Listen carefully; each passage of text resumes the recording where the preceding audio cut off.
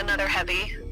I've got TB and a quick draw. I want to get fairly tight to it. Now, anybody who's going to be working range, I'm going to need you to fade right on this. If anybody's running short, we're just going to stay towards the top of the caldera if we're going to come at them. I have you in the Griff. Griffin. Sounds good. Well, that's the thing. We got to get to brawling range, so I may be moving us right up to the hoop if we have to. Wolverine nach Charlie 4. It's fine, chill out, man, it's fine, it's just a fire starter. Warum Leute reden miteinander?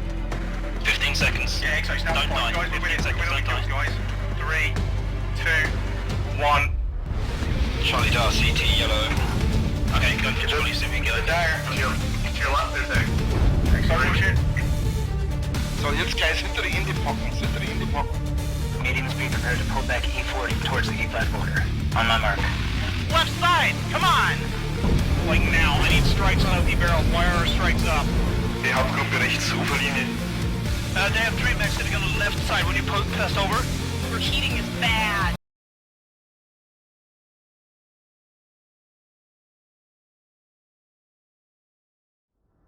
pay attention to the paper doll. Make sure you guys are shooting the correct legs.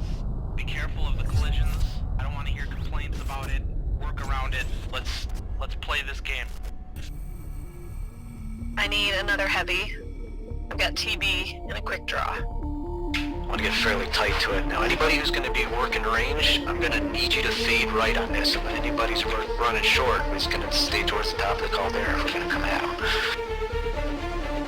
I have you in the Griff. Griffin. Sounds good. Well, that's the thing. We got to get to brawling range, so I may be moving us right up to the hoop if we have to. Wolverine nach Charlie 4. It's fine, chill out, man, it's fine, it's just a fire starter. Warum Leute reden miteinander? 15 seconds. Yeah, exactly. Don't die. 15 seconds, don't die. Guys. 3, 2, 1. Charlie Dar, CT, yellow. Okay, good. Control your CV, go. There, to your left, there's a... Excellent. So, jetzt guys, hinter die Indie-Pocken. Mediums be prepared to pull back E40 towards the E5 border. On my mark. Left side, come on! Like now, I need strikes on OP barrel. Wire our strikes up. Die Hauptgruppe rechts, Uferlinie. They have 3 mechs sitting on the left side. When you pass over, Overheating is bad. both legs on the Griffin. Hit the Griffin. Sorry about that. That was such a That's right. I'm gonna spawn Lance you guys in Charlie, Lance you guys in Bravo. That's B2C1. This third drop is 2 lights, 2 mediums, 2 heavies, 2 assaults. Jetzt in die Breite, zieht euch in die Breite. Lights, watch our backs. We're gonna about base and take up position in Bravo 6. Ja, kurz Aufschaltung, Delta 4, 3 Stück, 2 Mediums, ein Light, wie ich es richtig gesehen habe. Make a firing line. C4 Tactical Hill, boys. Fox. Laufen unter ECM, hab 2 durchlaufen, 10 Bravo 4. And get ready to hit people coming from our right. Charlie on the left, Charlie, Hellbringer on the left. Okay, let's group up towards the left. We're gonna press through Bravo 3 to Bravo 4. I think they're kind of spread out. Check yourselves, make sure you've got, UAV cool shot. Here they come, they're pushing hard, guys. Decro. Tez on. Go. Oh, got a contact here, Bravo 3. Nice, Marshall. I'm on Delta Griffin. We'll get cross it then. Get in their face. They got a highlighter. They just push up on Theta. We need help on Theta. Up on Theta. Yep, that's the noise. Go. Let's finish this. Full pressure, guys. Full pressure. They're down low. They're down low in Charlie 3. Get the f***ing arm, Jackson. Jackson, cool shot. Golf. I got him. Go, P3, go. Echo, go. Get over their medium, guys. Get Echo Stormcrow. God, I suck as a pilot, but thank I packed my skill. I'm sorry that you died, sweet girls, but we will send a reasonably nice letter to your family.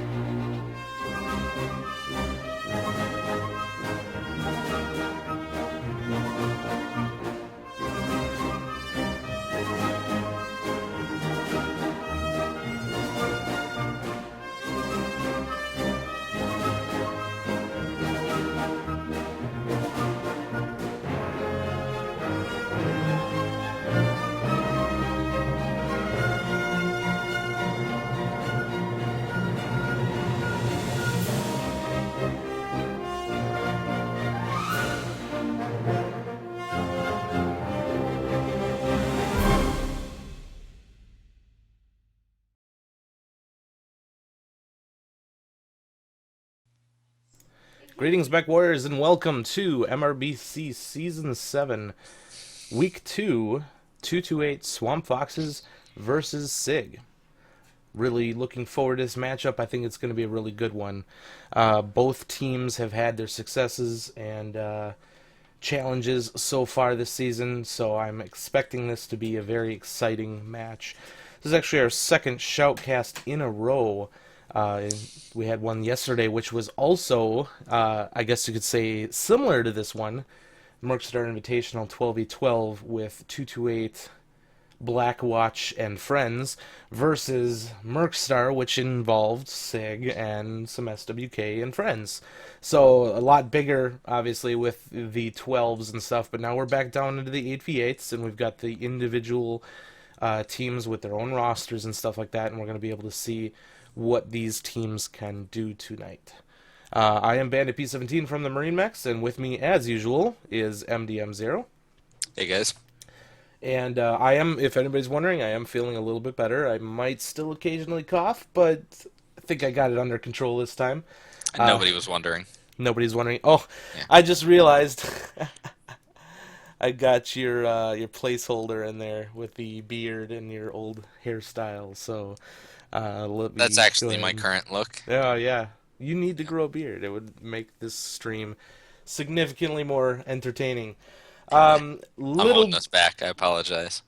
Little bit different thing going on today here in that not only are we going to be spectating for the Shoutcast, but we're actually going to have a third spectator, and that will be Mr. IQ Fish himself from Top Game Media Crew. Will be participating in recording clips for the next iteration of the This Is MechWarrior Online video, the one that you just watched in my intro. He's going to get a newer version of that, and I am super excited. So both teams will be recording their TeamSpeak audio. He'll be in there picking up the really awesome cinematic shots that he had present in the last video, and then poor MD is going to be forced to kill himself for your enjoyment so he can continue to be my co-caster in the meantime, because we are giving his slot to IQ Fish. So there's nothing I'm better at than killing yourself. Yeah, that's so true. He's been practicing all day his killing himself techniques to be able to get off the screen and commit Harry Carry as quick as possible to be able to bring you guys the frontline news in this fantastic battle. The things I do. Yes, the things you do. It's totally worth it, though. So this is our second MRBC Shoutcast, but if you guys have not noticed, there have been a lot of Shoutcasters coming out of the woodwork, and that is fantastic. This is the most coverage I've seen in competitive MWO ever. Big props to all the guys who are stepping up and putting themselves out there and casting some of these matches. It's really awesome to be able to tune into this very channel and see there's some Australians playing now. Awesome. There's some Europeans playing now. That's awesome.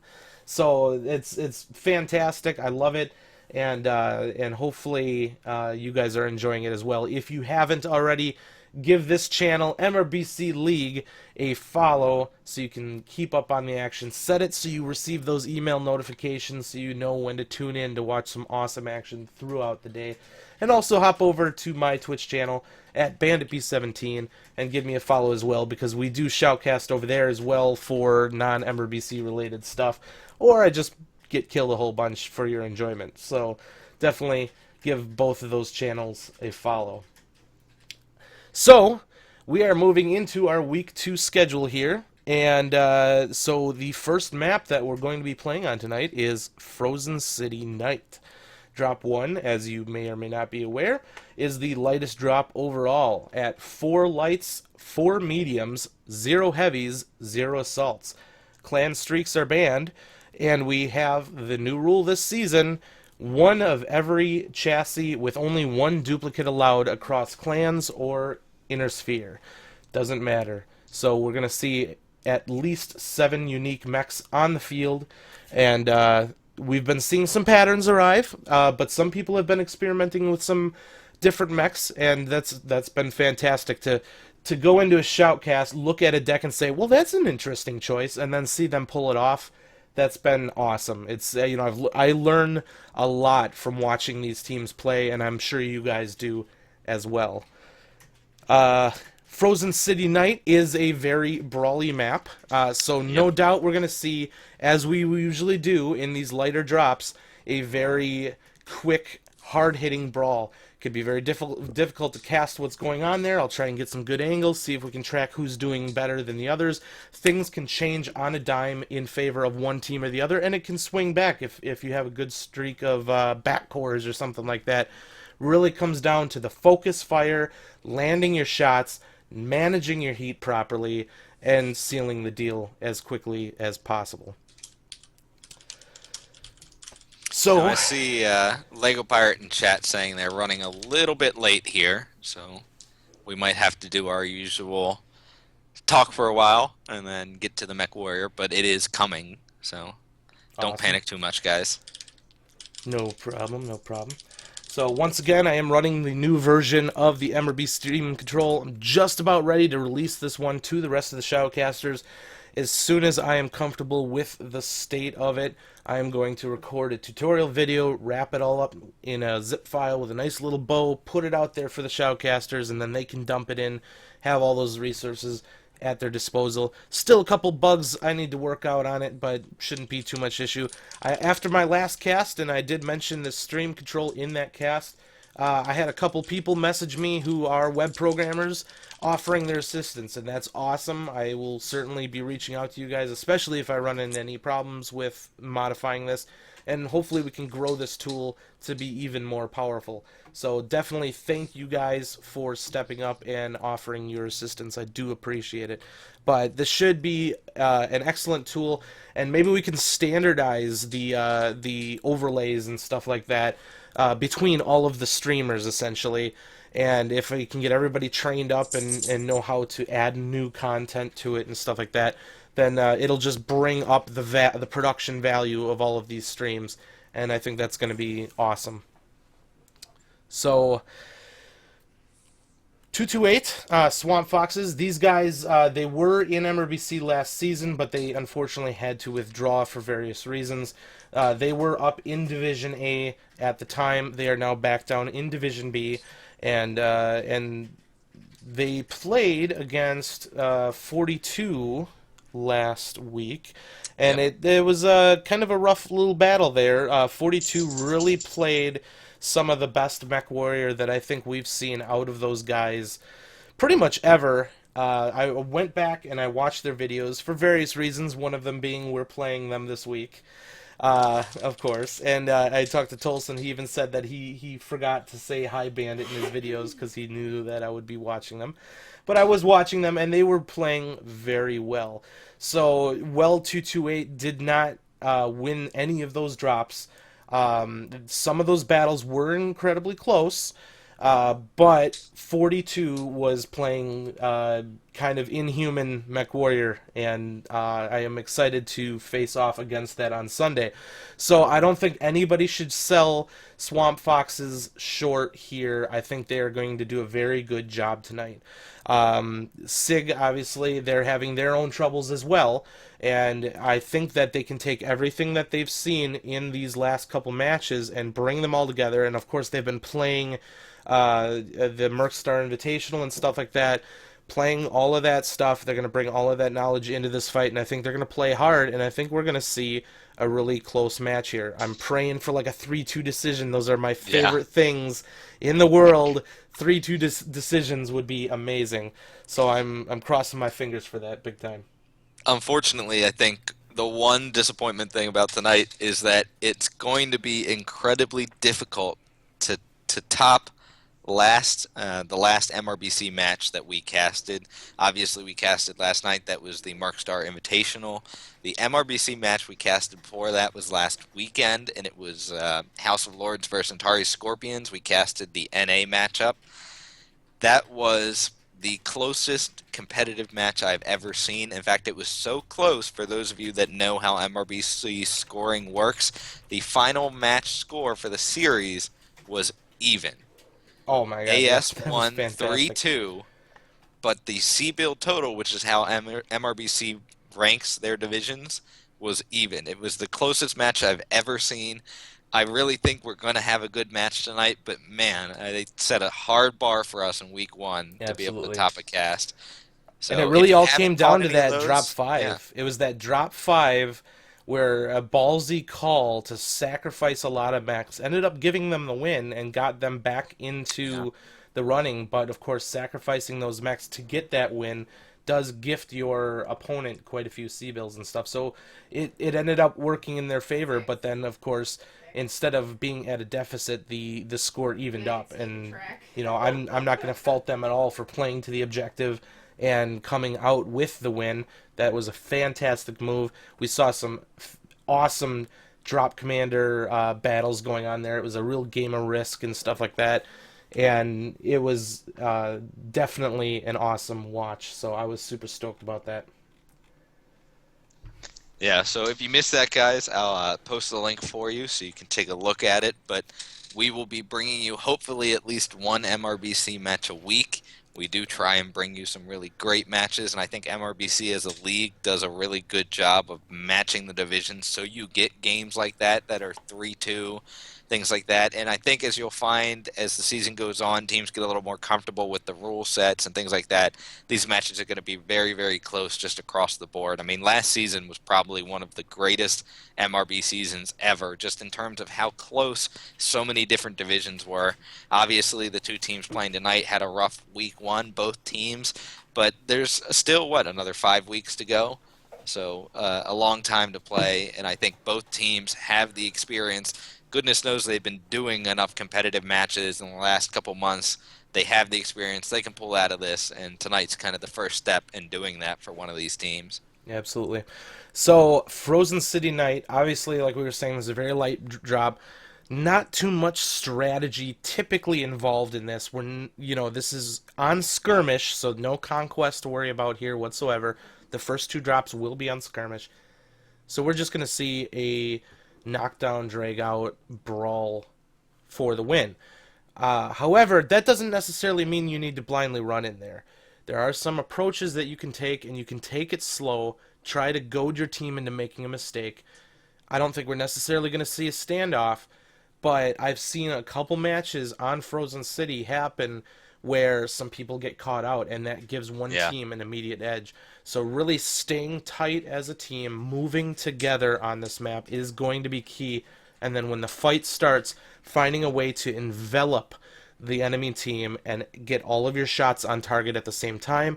Proper target prioritization. Every mech on the field is dangerous, but they're dangerous in their own way.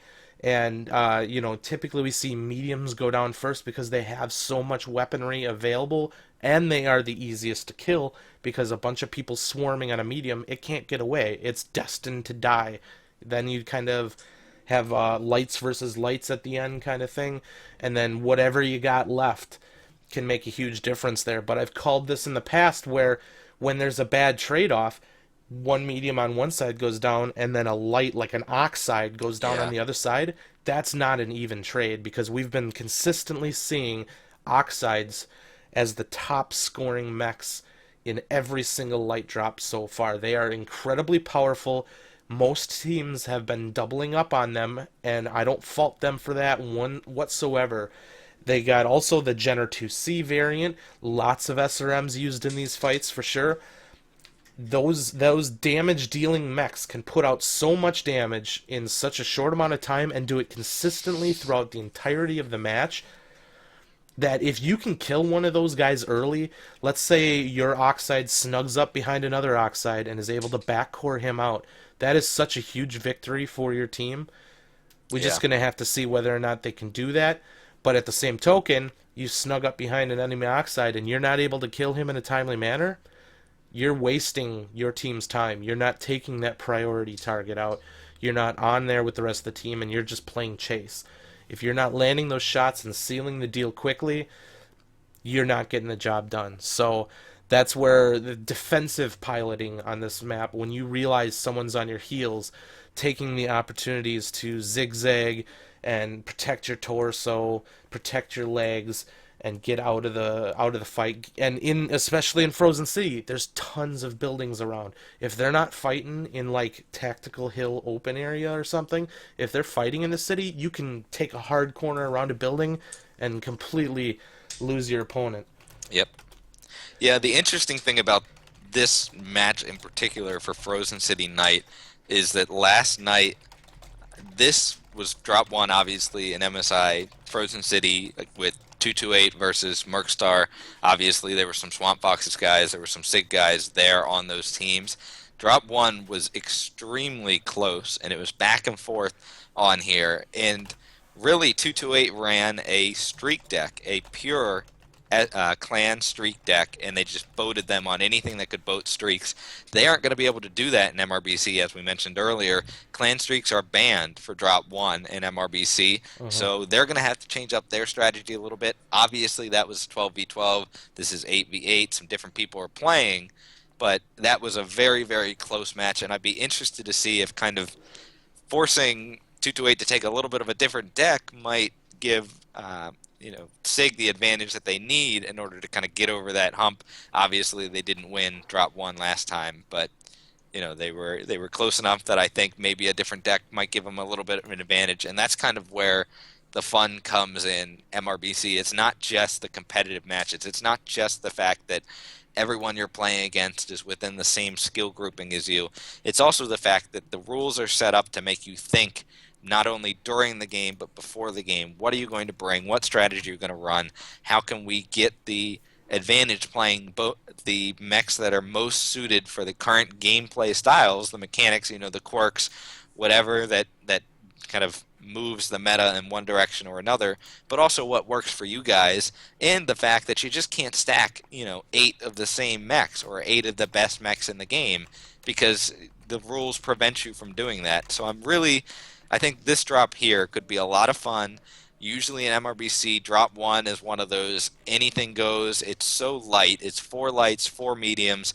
I mean, these mechs are on top of each other in a minute. It's just a murder ball, and a lot of times it's really hard to predict what's going to happen, and it really does come down to, at this point, more than I think any other drop, just individual skill level of the pilots. So much of it is about getting, like Bandit said, landing your shots quickly, landing them on the right place, staying on target, and staying alive. That's something that I think is really underappreciated in maybe some of the non-competitive settings, but it's not just important to be putting damage out, but if you're the one who's receiving all the fire from the enemy team and you can stay alive, the longer you can stay alive, even if you're not doing damage, is the longer that your 7 teammates can do damage without taking any back.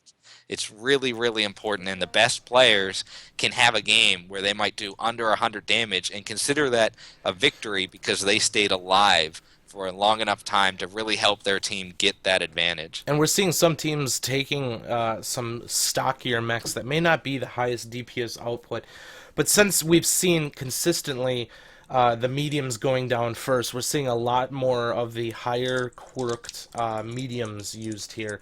The 4SP Hunchback.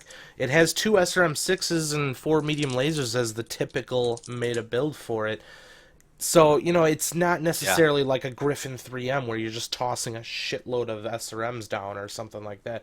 It's still pretty powerful, but the quirks on it... No. The 4SP is not a 2C. Oh, sorry, I thought you said 2C. No, the 4SP. I guess.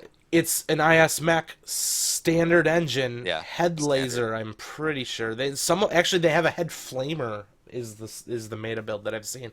Standard engine, so it can get stick but still have the ability to overheat mechs. Yeah. And never thought you'd hear that coming, would you? No, man. I think the changes to flamers, I think, have been fantastic. Yes. I think they are in a good place right now. I've been seeing them used effectively, but they're not overpowered like they were when they first made the change. And now with the UI changes to make them a little bit easier and simpler to use, they're still being used effectively to not necessarily stun lock mechs, but it takes mechs out of the fight, and you're kind of committing to taking that mech out of the fight. So you're lowering your potential DPS because of your focus on using the flamer. Obviously, better pilots can balance it better, and that's what makes them better pilots. but they're able to basically keep using those flamers and stuff like that to lock down those mechs. So the 4SP, you know, it has that standard engine in it. It has some pretty good DPS output. It has some utility, and then it has some massive quirk bonuses to structure. It basically takes an extra alpha strike to kill it, especially if you are able to continue spreading the damage properly, to use your side torsos even when they're destroyed, using the limited damage transfer of that dead component to stay alive and to really make a team work to kill you. Every second you stay alive that they're not switching off of you is a massive benefit to your team. And then even if they do switch off of you, then you can still harass with the head flamer and still be useful as a mech that's still alive. So we're seeing a lot of choices being made, and I've learned quite a bit watching these matches of people discovering new ways to get an advantage. Another one that we've seen cropping up lately that I never thought, yet again, that I would say would ever be considered meta is the introduction of the Spider 5K with large pulse and 4 machine guns. It has received some fire rate quirks that make it so if you can get the armor off of a target and get to the crit internal or the internals, you can kill that mech in seconds, mere seconds, because those machine guns crit so fast and so often, almost to be considered broken, how fast you can kill a mech with a machine gun at this point. The initial burn on it takes forever. Getting through the armor takes forever, but God forbid you catch somebody that's got an open back torso or something, you can assassinate somebody with that thing. I've been incredibly impressed with it. I never thought I'd see a meta sniper again. I haven't seen it since Pop-Tarting, and here we are again, looking into that spider and just seeing that it's viable, and that's super exciting. That large pulse laser on that meta spider as well fires ridiculously fast on its own. So it can do a little bit of opening up as well. It's not just a mech that relies on someone else to remove all the armor and then it just crits for the kill. But it also can take a little bit of armor off. So it's definitely... it's almost kind of funny, I think, for especially some of us veteran players to look back at that and be like, man, a spider? It's like flamers, spiders, machine guns. Starting to see this stuff, and that's kind of fun, I think, to see some of these things, to see some of the different builds that people are trying and saying, you know, hold on a second, this is a little more viable. Obviously, right now, everyone knows laser vomit is really important, but it's also nice to see like SRM brawling making a comeback. It's just nice to have some more choices, especially in these comp matches of things to do. You know, I think it's exciting, it's fun, it's a little strange to say, but you know, until the day comes that we say that LRMs are the new meta, I think we'll be all right. So hang it in there. The only way, in my opinion, LRMs are going to be the new meta is either they made a terrible mistake and buffed them to basically you'd be foolish not to take them, like a new Lermageddon, basically. Or they introduce some new game mechanic that requires some sort of skill, and then a reward for that skill. So basically pilots who know what they're doing, able to get the most out of it, but then average Joes that pick it up and just start flailing with it aren't able to do that same amount of damage. That's going to be the key, I think, because you can't just straight up buff damage or anything like that on LRMs to make them viable, because it's going to tear lower tiers apart. That's all you're ever going to see. And you see a lot of LRMs right now in lower tiers as it is. Can you imagine if they buffed them? People would be quitting the game in droves. So I don't think they're going to make that mistake again. I pray they don't make that mistake again. But if you ever want to see LRMs in competitive play, they're going to need a major overhaul on that mechanic to make them viable. So, not sure what that's going to take. I won't hold my breath for that one, but then again, I never thought I'd say that you know, head flamers are meta build, so you know. Yeah, and I thought that was a pretty good mechanic. Yeah, I mean, at least flamers you still have to aim at your target, you know. That's true. But on a lock-on weapon, that's a completely different beast. Yeah.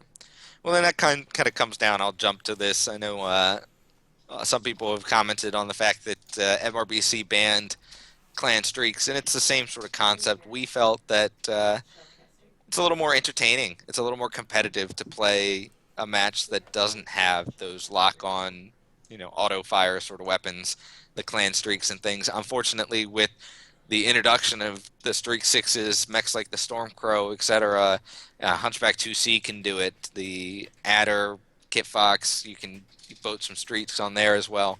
You wind up seeing lights just get one-shot by these streak boats, and it's really no fun for anyone involved, whether you're on the receiving end, whether you're on the end that's dishing out that damage, or whether you're watching it. So I think that's a nice thing that MRBC has done. I'd love to see more leagues kind of start to do that, because at the end of the day, when you want competitive play, you want to see skilled gameplay, you want to see exciting gameplay, and who can get the lock the fastest isn't really either of those things. So both teams are now entering the lobby. Sorry for the delay, everybody. They were having some issues with somebody apparently patching on the SiG side, so he is in now, and they are getting in. They are readying up. So we're starting a little bit later than normal, but that's all right. I think we've had a pretty good conversation here. I just can't wait. I cannot wait to start seeing some big mechs blowing each other up. That's going to be freaking awesome. I can't wait. I've been waiting for this match for a while. This is going to be great. So I'm just arranging things in chat here, making sure IQ Fish is comfortable, ready to record. Thank you, PGI. After we reported the spectator tool crashing issue, they jumped on it and got a hot fix out very, very quickly. Spectator tool has always been kind of an afterthought, and the fact that they were willing to jump on getting a fix out for something that really just affects us comp players. We're probably like 1% of the community. I don't know what the numbers are, but they got on it and they got it out quickly to make our lives better. I gotta give props to PGI for that. And at the same token, a lot of the complaints out there about the changes made to Conquest that are kind of wasting time, we're going to see a little bit of that today in drops 3, 4, or 5. There's really nothing we can do about it now, but Russ mentioned on Twitter that they're going to hotfix that too. So thank you for listening to us and getting that stuff out. I mean, obviously people can make the complaint that, well, they should have listened to us before or something like that. But you know what? They listen to us now. They're going to solve our problems.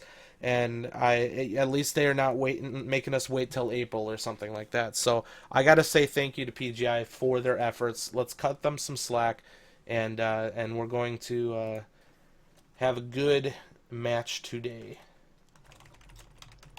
And don't worry, guys, I've now put in the special request to both teams that on Conquest victories, once all mechs are destroyed, they're required to entertain the crowd in some form or fashion. So you'll have we had some awesome there. Beef dance party on top of some points before, so that was exciting. We even got a triple kill on Polar Highlands. Oh yeah, with Artie strikes. Now they probably should not be team killing. Probably should not be team killing in MRBC because that's going to be giving their opponents points. But here we go. We are heading into Drop 1 on Frozen City Night. Season 7, Week 2, 228 versus SiG. Here we go. So I am over on the SiG side right now, taking a look at some of these builds. Pretty standard, 5 small on the Arctic Cheetah. We got Oxide, so they are running the dual Oxides with 4 SRM4s. Not seeing like the 6 SRM6s or anything like that. Or that was on a 2C. Let me see if they have a 2C. It looks like they don't. They have brought a Wolfhound as their 4th light. Over on, what are you seeing over on the 228 side while you're killing yourself? So, all right, well, you better hurry up and kill yourself because we are going to have a battle pretty quick here. SP. So we talked about that Hunchback, and there it is. Yep, there it Drop is. 1. So the lights for SiG immediately ran up to dropship. I believe it was to pop some UAVs and to just make a presence, giving their mediums some time to work their way up through the city. I think it worked because 228 took a stop. They did not just blindly rush in. They're taking their time, and that's really going to allow SiG to get set up. I think that was a good play by them to just make a presence. Don't allow 228 to just go barreling over the top. And here we go. Now, keep in mind, the scoreboard's going to be a little off because MD had to suicide, so right now we are at an even match. SiG is moving into Lower City and working their way around tail And they dropship. just got eyes on them. They do have a UAV up at the bottom of dropship. 228 sees what they're doing. And the most interesting thing here, I think, about the drop decks is their Stormcrow for 228 is an SRM brawler. A lot of times you see a small pulse brawler, especially on a cooler map like this. But they opted to go with the SRMs, maybe a little bit more of a alpha strike punch. Yeah, and SRMs have been performing very well in brawls lately, right now. so I don't fault them for that one bit. Really comes down to individual playstyle. I do like the surgical ability of the small pulses, but it's really hard to beat being able to basically point and click and just deal And some the other significant interesting damage. thing here is the Nova is a 6 small pulse, 6 medium laser Nova, so a little bit of a poke range there. So we are seeing a Actually, little bit of 6 small trading going lasers, on correct from myself. SiG. They're doing their best to just put out whatever damage they can into 228. The Nova has taken the brunt of it down to 74% without any He significant just got battle opened up going in on. the rear. He's trying to get out of here, and he's not got a good avenue And yeah, out. he's continuing to get He's knocked getting down pounded. a little bit. So that's been some good trading from SiG at the start here. But SiG has taken some damage themselves. 89 damage or 89%, 91 for the 4SP. Of course, 91% in a 4SP does go quite a ways. He is getting hit through the cracks, so some difficult firing lanes to be working some shots through here. But And they're lucky that's not a full brawl yet. That Nova actually shut down trying to shoot a mech, but he's going to get away with it. Absolutely, and I mean that would have taken either some premonition or some split-second reflexes there to be able to take advantage of that. But really, they're just waiting to see if somebody makes a mistake. You know, if they can catch somebody out or if somebody gets impatient. But we're seeing 228 starting to work around the left side. SiG is going to work that Jenner Oxide down to 68%. That's a pretty good hit for him. And here he they is come. going to Looks get like away they've with it. committed to brawling. Then here we go. The Hunchback 2C has jumped right into the mix. He is going to be partial focus. They are actually spreading their fire all around the battlefield right now. The Hunchback 2C does go down, but And this the Nova Nova is down about to to go down in 1 32%. second. They are not really getting... Okay, so they've got the Hunchback 4SP down now. On the 228 side, the Stormcrow and Nova go down. Jenner F, or that's you. Jenner Oxide does go down for SiG. That's a good kill there. It's a really back and forth trade right now. Incredibly hard to call. We've lost an Oxide on both sides, but currently... And one of the mechs right now for SiG is out of ammo. He is sticked and has no weapons. Goodness gracious. Undone Jin goes down in the Stormcrow. The battle tips slightly in favor of 228. I think 228's going to pull this one out. They've only Yeah, got a couple it looks mechs like there's left. only 3 mechs left for SiG. So unless SiG can pull out some crazy shots here at the end, I think this might be going And that into 228's Griffin is favor. a stick. He has no weapons remaining. Oh, yep, so that's gonna be okay. So then we just got the Arctic Cheetah left. So definitely a tough brawl. Mech's dead on both sides, but 228 manages to pick it up from the start, or at the end there. Very tough to call those quick little brawls. Mechs dying on both sides, and not only that, but we had two different fighting areas going on. So, you know, a minimum of 4 mechs being focused at any one time. So that's really tough to keep up with. But as you can see here, the damage numbers from 228 across the board are pretty significantly high. This Hunchback 2C took a brave push up to saddle and fought 1v3. I don't think that was necessarily the best move there by him. He got the fight going and he split their focus, but he didn't live very long up on that ridge whatsoever. So let's go see if we can take a look at the replay here. Gotta get live. And pop over to the replay. Oopsie. Yeah, it was a little bit interesting. It's the first time I can remember us seeing, at least on Frozen City, especially a drop 1 that was rather hesitant by both teams. You know, just kind of feeling out what they were going to do. Obviously, both teams were ready for a brawl. I really felt that Nova was just not in a great position kind of when he started. He was trying to do a right side peek a couple of times, and he had medium lasers, which, you know, are good enough peek weapons, especially at that range. but he had them on the left side of his Nova, so he really couldn't use them. Just not a great location for him to be at.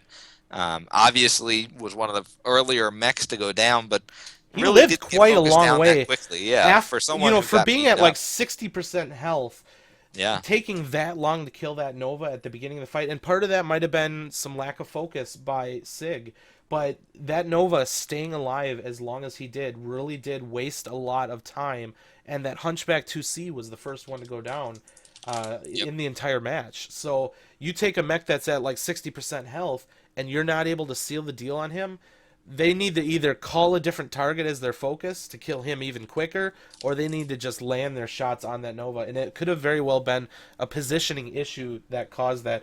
We're looking back at the replay now. I do think that initial move by the SiG Lights to create a presence was good. The Wolfhound did take a little bit of fire, but as we saw, he was the top damage for SiG in the end. So that initial damage on the Wolfhound didn't necessarily make a huge difference here. It could have been most of that damage coming from this poke phase, and you don't usually see poke phases in this light of a drop, and this was a little bit unique, but I think SiG was kind of playing to their mech strengths here, but 228 had an answer to that, so they weren't completely caught off guard. If they were all small pulse, they might have just gone in and started the brawl, but they did have some mechs that can answer back. So down to 67% is that Nova, and so we start to see some very solid coordinated aggression on the right flank of SiG by 228. They start to come around the corner here in a very tight pack. I think while that was happening, we could have potentially seen a little bit of movement on the left side from SiG to start getting into their back flanks. I don't know if that happened, because it's hard to see everything at once, but let's see what they do here. But I think the biggest thing that needed to not happen here, and we're about to see it right now, is this Hunchback 2C committing to going out in the open here, up towards Saddle, and essentially getting himself in a 1v3 fight. Yeah. I think The rest of the continuing to back mediums up, were still hanging back a little bit. like, there must have been a miscall, because they must have said go, go, go, go, and he was the only one that went. So here we go. We've got him up by Saddle in pretty much a 1v3. Actually, the 2C isn't even looking at him, so the Oxide and the 4SP took him out. That was pretty brutal right there. So just quick pausing what we've got here. This little hump here is irritating as hell to fight over. Very irritating to fight over. You've basically got 2 lanes of movement and then some area to fight back here. But really, if you're trying to go forward or back, you're drilling shots into the back of your teammates or just holding your fire. This is such a nasty place to play when you've got this entire open area to work with for 228. This really seemed to be a good position for 228 to swing around this corner. I mean, they could have very well gone around the other side, but I think coming up this way worked in their favor here. And SiG just never really pulled the trigger on getting out of this position to start focusing some mechs. So I missed when the Nova went down here. I'm going to back it up a little bit here. Let's see if It was fairly early, but it was not as early as it needed to be for the mech that was the most damaged for 228. The Wolfhound is engaging on the left side. He's the only one that took that opportunity to cut through and engage the Wolfhound. The Nova is not paying attention to him. Look at that. That is good heads-up play by that Wolfhound, and let's see how quickly he's able to dispatch that Nova. So really, this wasn't even a team focus firing on the Nova. It was a heads-up play by the Nova, or the Wolfhound. Now, the reason that Nova didn't go down so quickly, though, is 228 made a fantastic response to him being backcourt. He twisted around immediately, had to force the Nova out. The Nova then is engaged by, I believe that's an Oxide, and the quality isn't the best, Oxide and an Arctic Cheetah.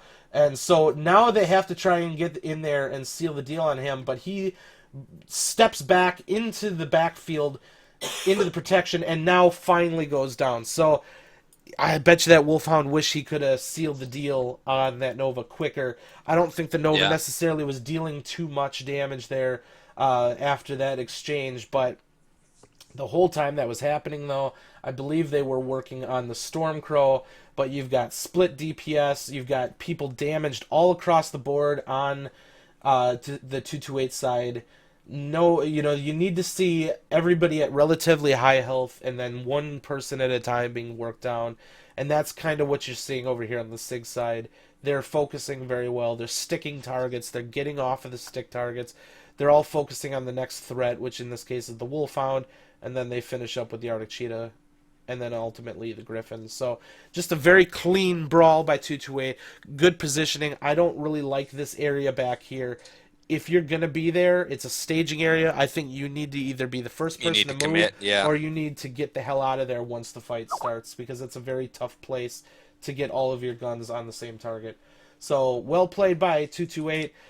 Obviously, there could have been some things that we didn't catch, but that's just the way I see it. But look at those damages there. That Wolfhound definitely did some work, but that 2C, they really needed him in the majority of the fight there.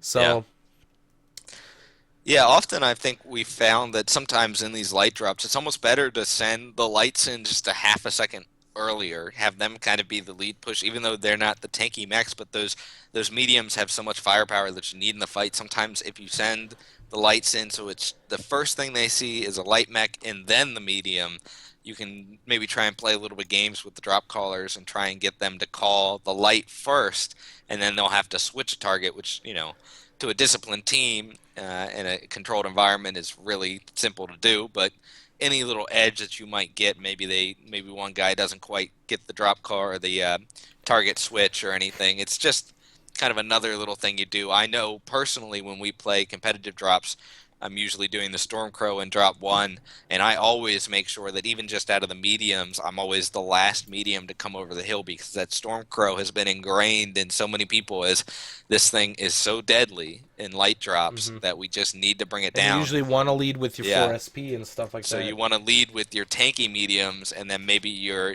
mediums that like the Stormcrow, are going to be priority target number 1. Just, I don't want to say hold back, because it's not what you're supposed to do. You're supposed to get right in the brawl. But just, if there's 4 mediums, you want to be the 4th one in line. Even if they all show up within 1 second of each other, you just want to be the last one to show up. And that Hunchback 4SP obviously was the first one to show up, but really he needed the other 3 mediums right there beside him coming over that hill. And I think if that had been the case, you might have seen a different event. But just, it's like the Nova at the beginning of that match. The Nova took, I think, what was a lot of unnecessary damage. That Hunchback 4P took even more of unnecessary damage. The 2C that ran up to Saddle and died right away, is that what you're talking about? Or the 4SP? I think the 4SP. Because I don't think they had a 4P. Yeah, 4SP, sorry. Yeah. I forgot the S in and there. then, of course, that death charge by the 2C. So, real quick, we're heading into Caustic Valley. This is a bit heavier drop. 2 lights, 4 mediums, 2 heavies, no assaults. It is still on skirmish, so we won't be seeing any cap point play on this map. But we should see probably a pretty good brawl here. But I have seen some people going with a little bit more of a pokey deck, range deck, or something like that. So let's go in and take a look and see what they have to offer.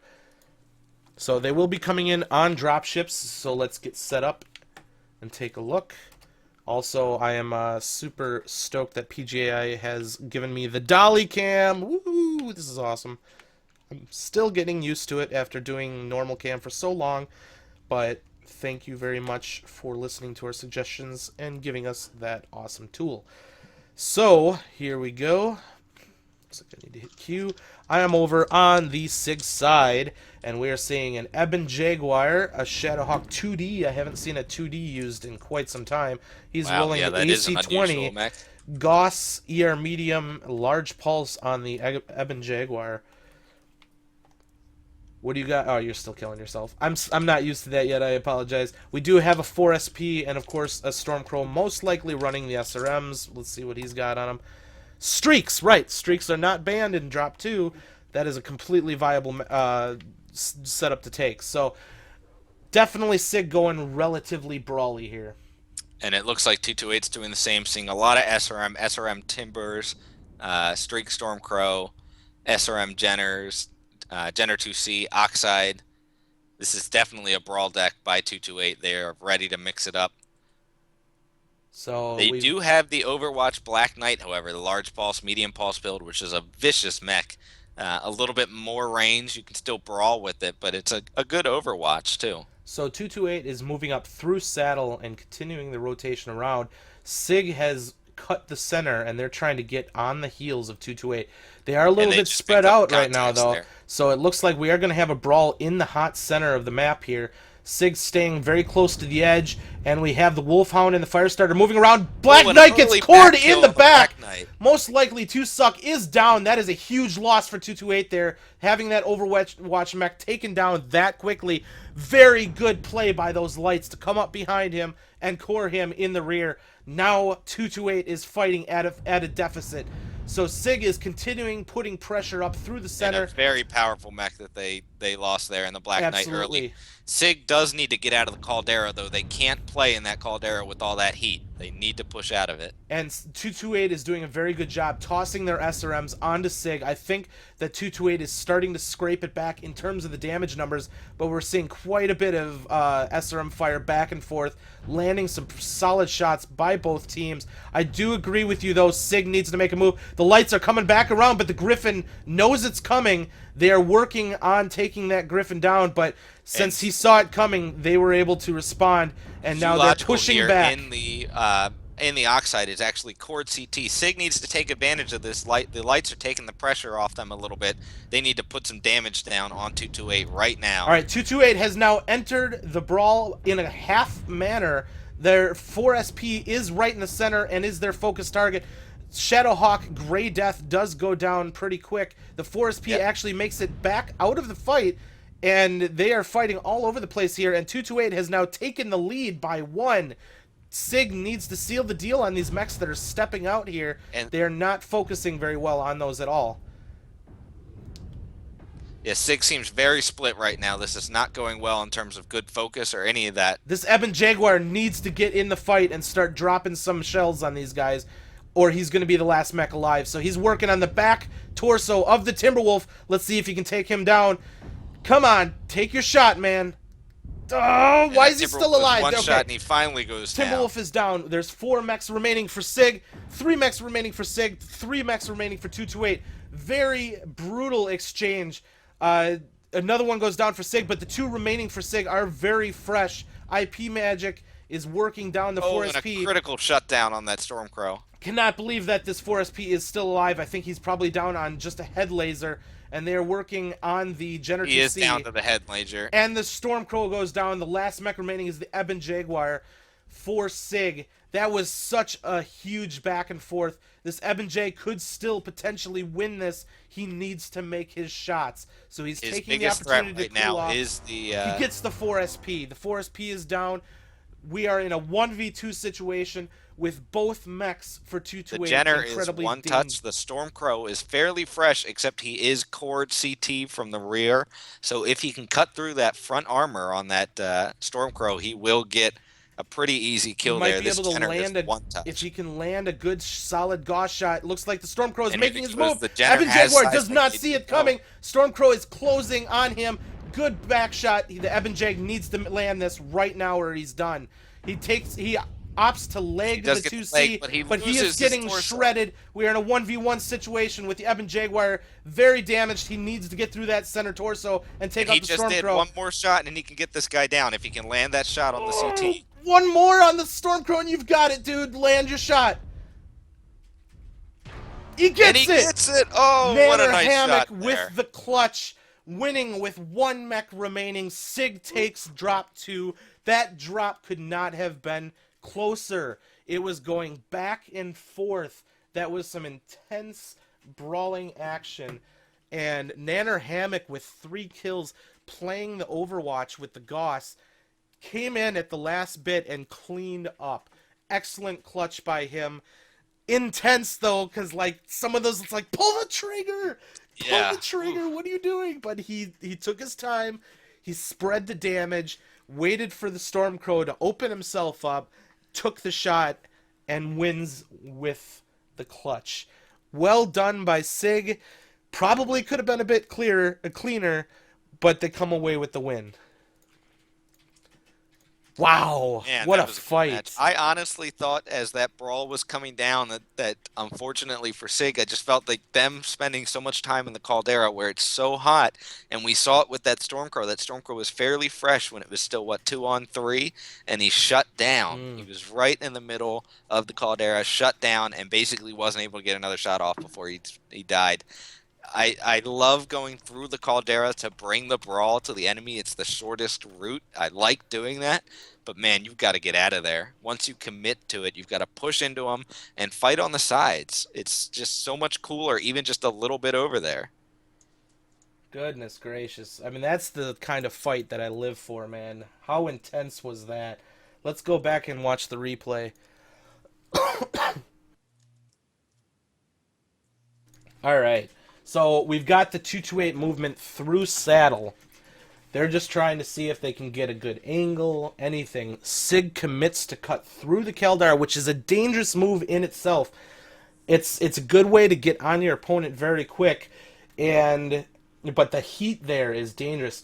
Now here comes that massive play by the lights on the Black Knight. Fantastic heads-up maneuver by the Wolfhound to come around. Solo two-shot the Black Knight. That was huge. And then withdraw without a scratch. Fantastic work by Lego Pirate in the Wolfhound.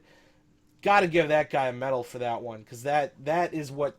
Yeah, that one was of the huge. biggest plays in this right there, besides the clutch itself. That was an equalizer, big time. Now, 228 did not give up being down one. They traded really well here. You can see these SRMs. They're landing on target. They're not missing a single one. I mean, you got a scatter that get past, but they're not drilling these SRMs into the ground. They are landing their shots, and they start pulling the percentages back in their direction. The Oxide's down to 70% though, and he's taking some pretty big hits. Now here we see the lights come around again, but the Griffin knew it was coming. He probably had his seismic up, saw it coming, and was able to chase him off. The lights stayed for a little bit, distracted him for a little bit, took a little bit of damage from that, but ultimately didn't get much of a trade in.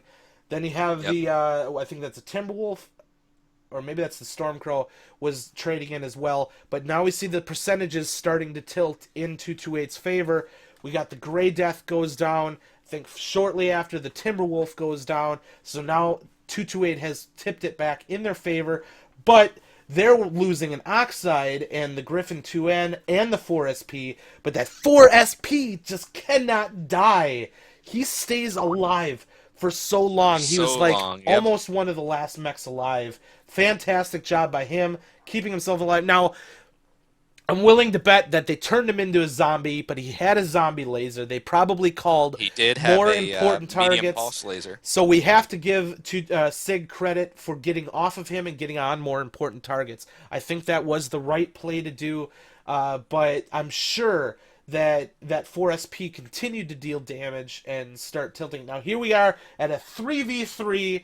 Then the 2D goes down, which was an interesting mech choice. Now, 2 relatively fresh mechs for SiG against 3 incredibly damaged mechs for 228. Things looking possible for SiG here. But then that nasty shutdown in the Caldera for the Stormcrow got him open, and then he gets 2v1 in the center. The Ebonjig steps out, lowers his heat, takes his time, pops the 4SP, gets it into a 1v2 situation, doesn't have to worry about that 4SP. Now, he goes for the Jenner 2C. That was probably a good idea because I'm sure that guy probably was pretty dangerous still. He had ammunition. Still had all of his weapons. Still had all of his weapons. He gets the leg on him and ultimately takes him down. I think that was a good play. But while this is happening, that Stormcrow, beautiful move by him to charge up the right side. The Ebonjig has absolutely no clue it's coming. He gets free hit after free hit on that Ebonjig. And God, if even one of those lasers landed even a little bit more on target, I think that Stormcrow would have had this one in the bag. But the Ebonjig did a good job spreading the damage between shots, using every single inch of armor he had. I'm just dying right here that he's not able to land this shot. The small pulses spread over everything, and then the Gauss shot to the center, and he gets the win. That was some incredible action right there. I love it. That was awesome. Well played by SiG. Well played by 228. It does go in favor of SiG to even this up at 1-1. However, 228 is up on the C-bill count because of their fantastic showing in Drop 1. So SiG has a long way to go to even this up. Yeah, and That's not the other Polar thing Highlands. I'm seeing some comments made, and I have to agree with them, on these brawl decks. If you know you're brawling, I know a lot of people, especially, it's just so tempting to bring radar derp. It's such a, it's like a must take when you're playing the game. Seismic sensor is hugely important on this. That last one, that Stormcrow and the Jenner came around the corner against that Eben Jag and he didn't know where they were, that's where seismic can help you. But the reason that the Stormcrow and the Jenner did that, the Jenner at the very least had seismic sensor, picked him up on seismic coming up the other side of that rock, and they knew where he was going, so they knew they could go around behind him and get behind him, get those free shots in. That, in those sort of situations, I mean, if you're bringing a range deck, seismic is nice. It lets you know if someone's trying to sneak up behind you. But in a brawl deck, it gives you just that little extra bit of information. All those people are going to be around you. It's really, really useful just in any comp situation. But as we saw there, I mean, 228 clearly was running seismic sensors. I didn't get the impression either that SiG had as many seismic sensors on their mechs, or maybe they just didn't quite notice them, but it certainly felt like 228 was able to use that to their advantage, especially trading from there. But as you mentioned, SiG did a great job in the Eben Jag. Nanner, was that Nanner who did that, I believe? He was the clutch at the end, yes. Yeah, clutched at the end. Clutched 3'd, to be exact. Very, very, very good job, like you mentioned, of twisting.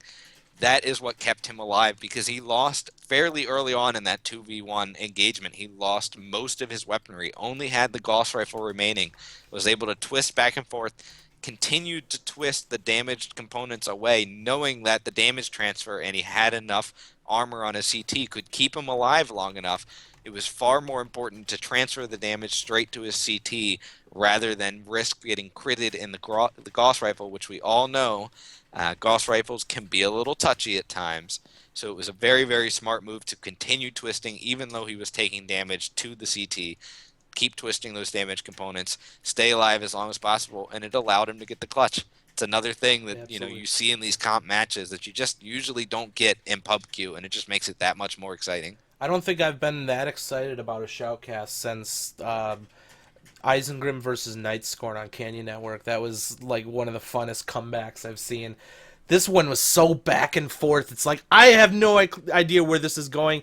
And you think that SiG's got it shoe-in with 2 fresh mechs, but that Stormcrow gets taken down. When that Black Knight went down, oh man, that really, really, really was key, I think, to the success of SiG here. I don't think SiG could have won that game. I don't think so either, especially fighting from the Caldara like that. It's such a heat disadvantage, but they were able to pull it off. I mean, that was incredible. But you can look at all of SiG's mistakes that caused them, and all of 228's mistakes that caused them to get where they were. But you got to look at every single play as it goes. And Nanner played excellent to get the clutch.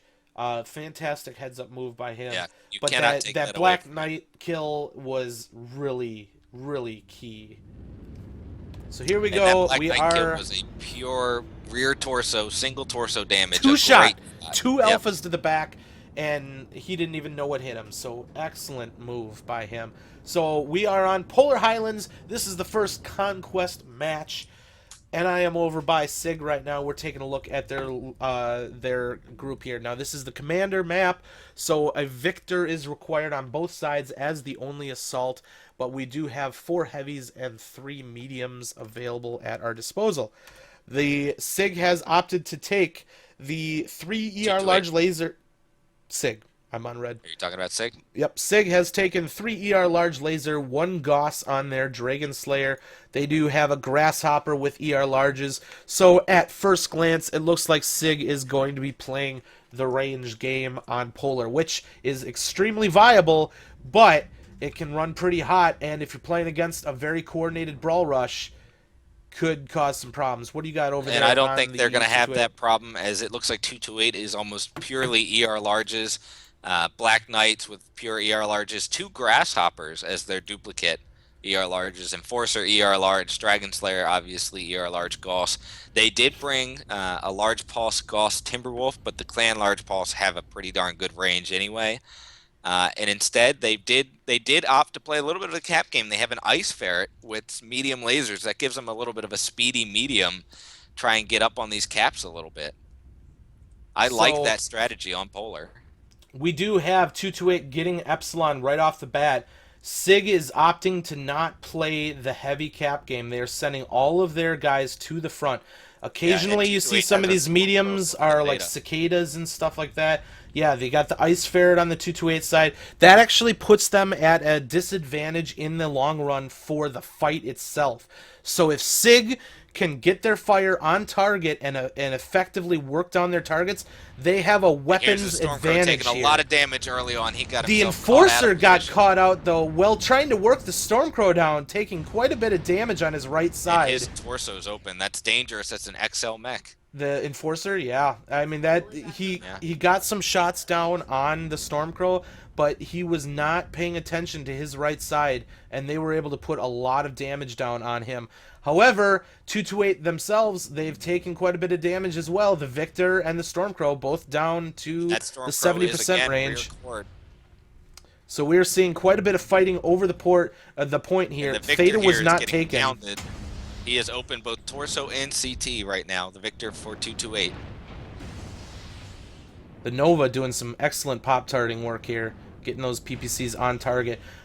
Nobody dead at this point, but damage being spread pretty evenly on both sides, which is the norm for a ranged deck. All it takes is somebody getting caught out, stepping too far away, and if this Enforcer's not careful, he could have the rest of that torso stripped off. So we got some front mechs and we got some way back mechs working here. The Grasshopper at some extreme ranges, getting knocked down to 73%, just trying to deal out whatever he can. Looking at the percentages, this could still go either way. The Ice Ferret now has moved to Kappa. Oh, and that Enforcer has to be very careful. Oh my goodness! He keeps stepping out into the open and taking a power position shot to the frickin' face. Has to be more careful. He is hemorrhaging armor. Oof, a lot of 228 mechs right now are open CT. Well-placed shots. Now you got to keep in mind that SiG does have the advantage in terms of weaponry because of that Ice Ferret that is running the cap game. SiG needs to still be aggressive here. That Enforcer is getting himself in trouble, and he's living through it. I don't know how he's still alive at this point, but he is managing to live through it.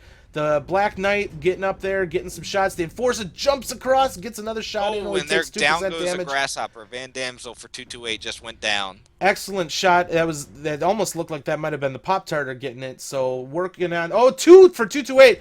SiG needs to take this advantage with that Ice Ferret continuing to run the caps. It is time for them to push and seal this, because even if all of 228's mechs are destroyed, they need to worry about the cap. We now have 3 mechs dead for 228. SiG needs to seal the deal here. 228 is starting to scatter. I think they realize that they're going to get whatever they can out there. For 228. That this is going to be a cleanup at this point. They're trying to waste as much of SiG's time as possible. SiG is incredibly hurt, though. That Ice Ferret is 100% fresh. 99% for him. They need to finish off this Enforcer and begin to scatter. They need to scatter and start getting points. If everything goes according to plan, this should go in SiG's favor. However, they are down on caps, 347, 350 to basically 200 at this point, and the clock will keep ticking even after they kill that Ice Ferret. The Ice Ferret is on Sigma. He's going to get a 4 cap, and they have only Theta, but they're going to start fanning out. If the Ice Ferret plays correctly, though, he can harass one flank. So if he can force them to go Gamma, Epsilon, and keep Sigma neutral or in his favor, he might be able to still pull this off. I'm not even worried about what happens at Gamma at this point. Let's see what they're going to do in the center of the map. So they could split people to Epsilon Kappa, or I think the better play is to try and take out that Ice Ferret and take Sigma. But the Ice Ferret is on the move. He's going to give up Sigma, or at least perch himself. Let's see if there's any good way for him to overwatch Sigma without putting himself at risk. Not really. Yeah, and right now, I mean, SiG has to be most concerned at this point with neutralizing those caps, even if they don't cap them themselves. If they could just neutralize them and then go on the hunt. I really think that what the Ice Ferret is doing right now is not the right play. Survival is not going to necessarily win you this. However, Kappa might be the key, so maybe that's not too bad. He might be making a last stand at Kappa.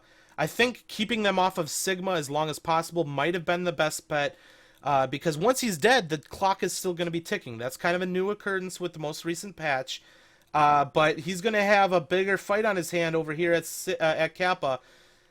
If he has Kappa and Epsilon, though, that should still carry him to a win. Yeah, I'm a little concerned at this point that only one cap point, there goes the second one. They need to get these cap points down quickly. They're taking Sigma, so we're going to have Kappa Epsilon. Epsilon is going to fall easily, so the fight's going to be 1v1 against the Timberwolf over Kappa. Now, shooting the Timberwolf on the cap is fine. That will stop the cap for a period of 5 seconds. If you can keep that pressure on here, he can kill. He doesn't necessarily need to kill the Timberwolf. He just needs to prevent the Timberwolf from capping. And I believe at this point, even in a 1v4 cap, enough time has passed. Potentially, it's really going to be close. If he loses Kappa, it's over, though. Yeah. So well, Epsilon right is now, about to fall. Here we go. He's going to see the cap flashing. The Ice Ferret is going to break. If he neutralizes Kappa, the game is probably over. He needs to get his shots in to stop the cap. Even shoot him in the toe. Do something. Don't let him neutralize it. Okay, there we go. Don't stop. Don't let him stay under cover. Okay, well, it's all right. As long as he keeps hitting him, it stops the cap. Oh, that's a good point. Yeah, I forgot. The light is flashing here, so he's harassing. He doesn't necessarily need to stay on the point with the Timber. If he dies, it's over.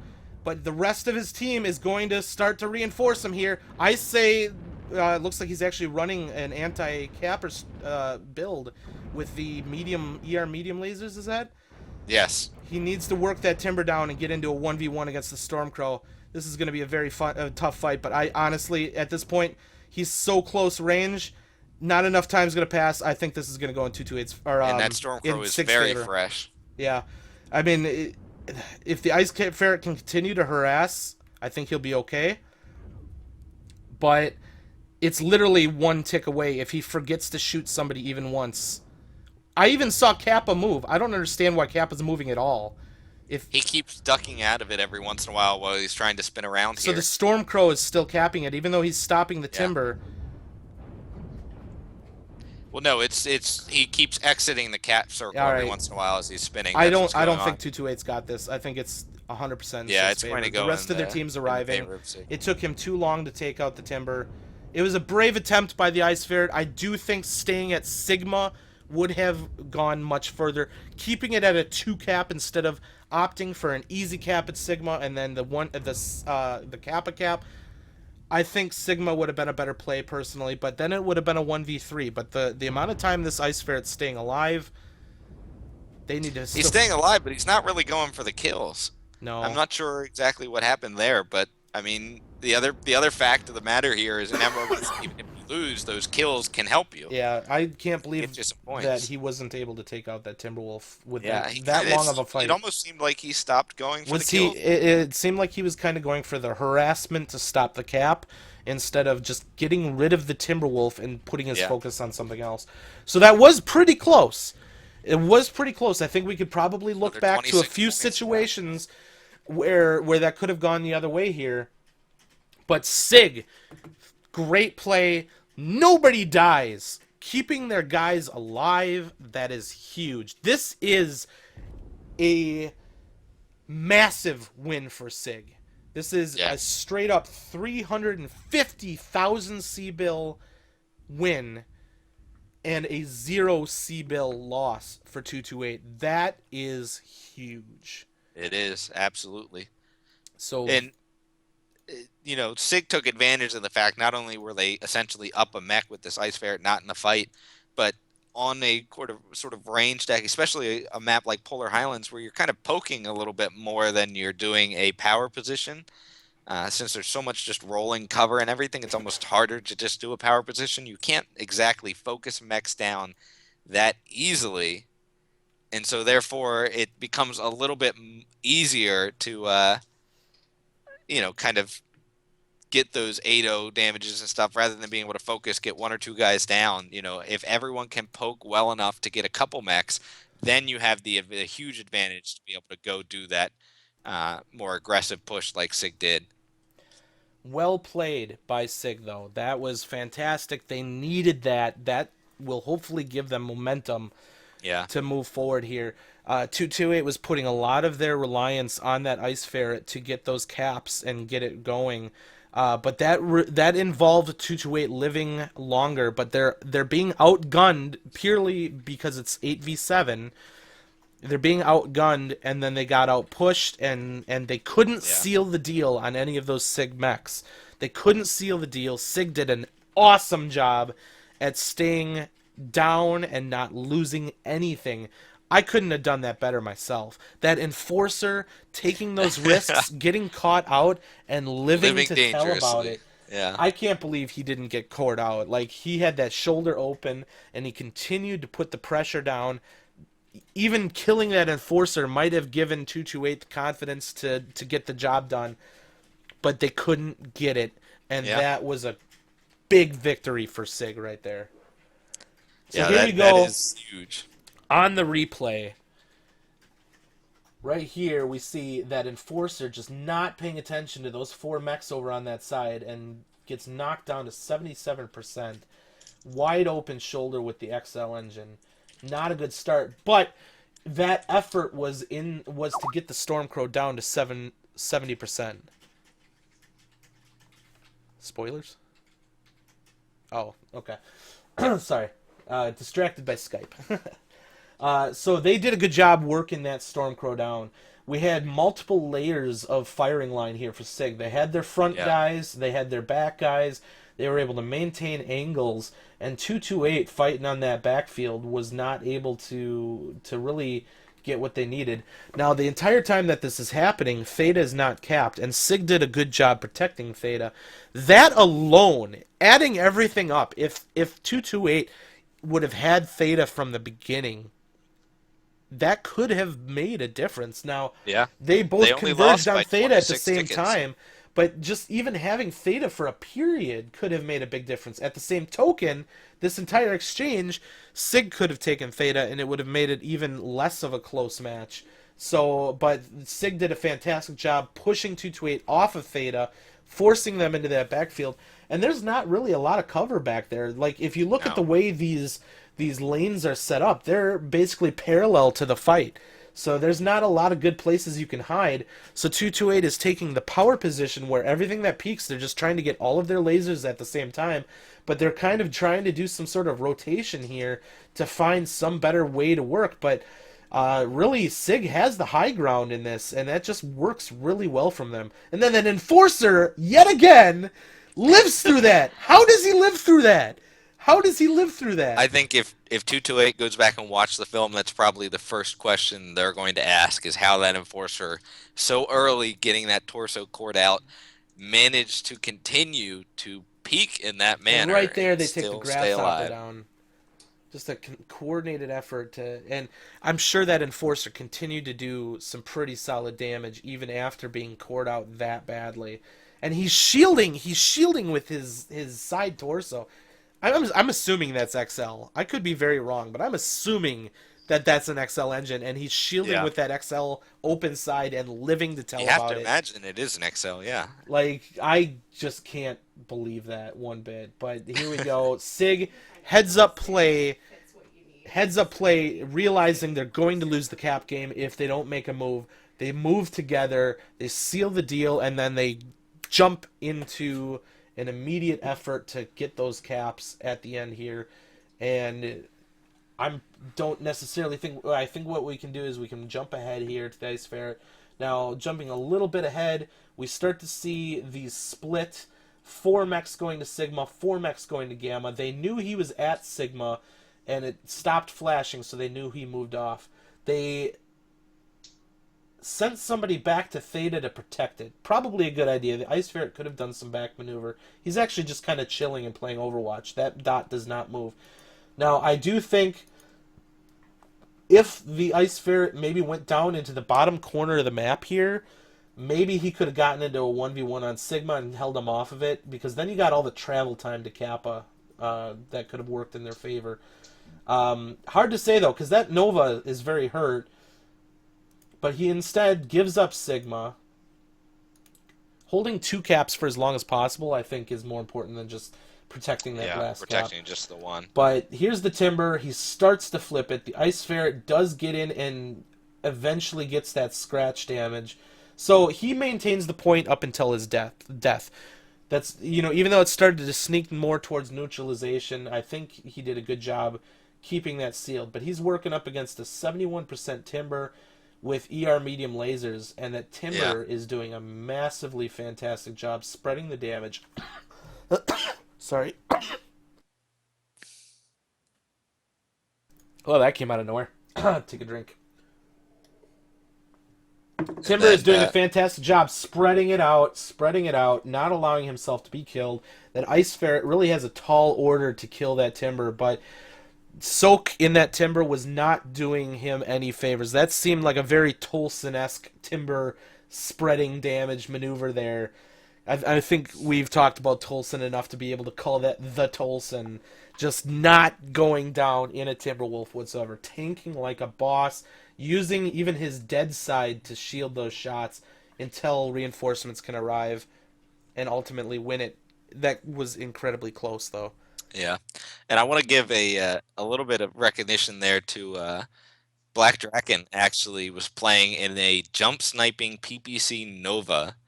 As we all know, jump sniping used to be the thing to do, but with the PPCs being slowed down so much, it's a lot harder to hit those shots than you might think. He did an excellent job getting shots in with that Nova, jumping over the hill, and just I saw a couple times.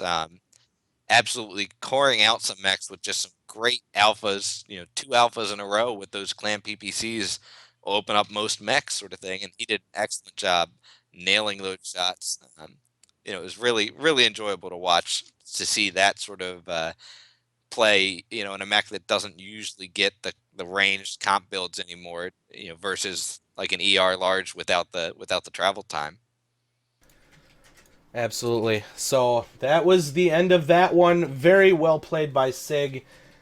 Can't say anything more that hasn't already been said. They did a good job. Let's take another quick look at the scoreboard here. We've got the Jump Sniping Nova 392, Grasshopper 588, Dragon Slayer pulling his weight, Soak at the end there pulling out 388, keeping himself alive. The Enforcer continued to do damage, so definitely well played, well fought.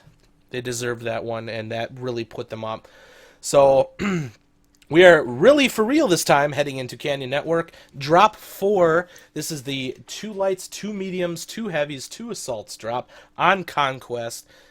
Strikes are finally allowed, so keep an eye out for some of those smokes and some of those really good hits. But both teams are ready, and we are on our way in. Sorry for the coughing fit there.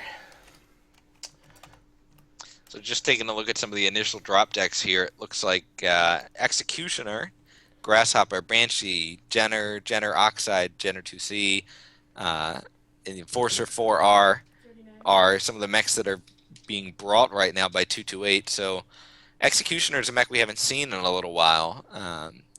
It's a pretty good brawler. I don't know exactly whether that's a brawler loadout that they put on there or not, but I'd be interested to see if that's what they choose to do. Maybe a move towards Theta. Over on the SiG side, we have the traditional Mauler 90, MX90, most likely running the 5 AC5s. That looks like that is the case. They are bringing a Direwolf to this, and it looks like he is bringing DACA. We got the Grasshopper 5H and the Stormcrow. Stormcrow looks like he's running pulses, small pulse and large pulse combination. And then, of course, the Grasshopper 5H. So they are moving up on the right side here. So this is a tough place to fight. They are giving up Theta to the Jenner 2C right off the bat. And he's also getting some spotting information as well. Absolutely. So over here, 228 has the D4 Ridge. This is definitely in my opinion, the hardest ridge to fight against. This D4 area here. They do have 3 mechs on that ridge, but they are playing a very spread out group here.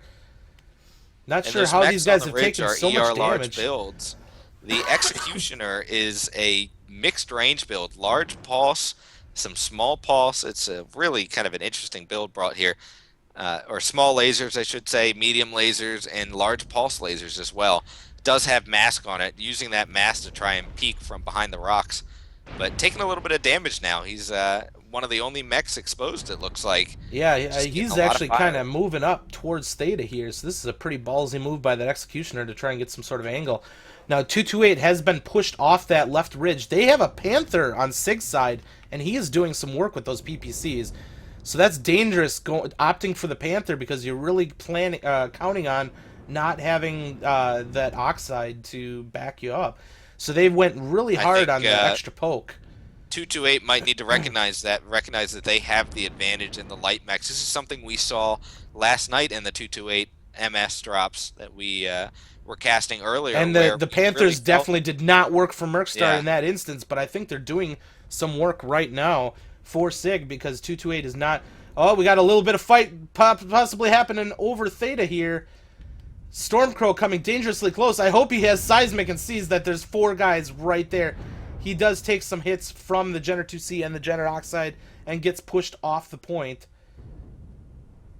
So we've got a fight over Theta with a little bit of Overwatch in the backfield there.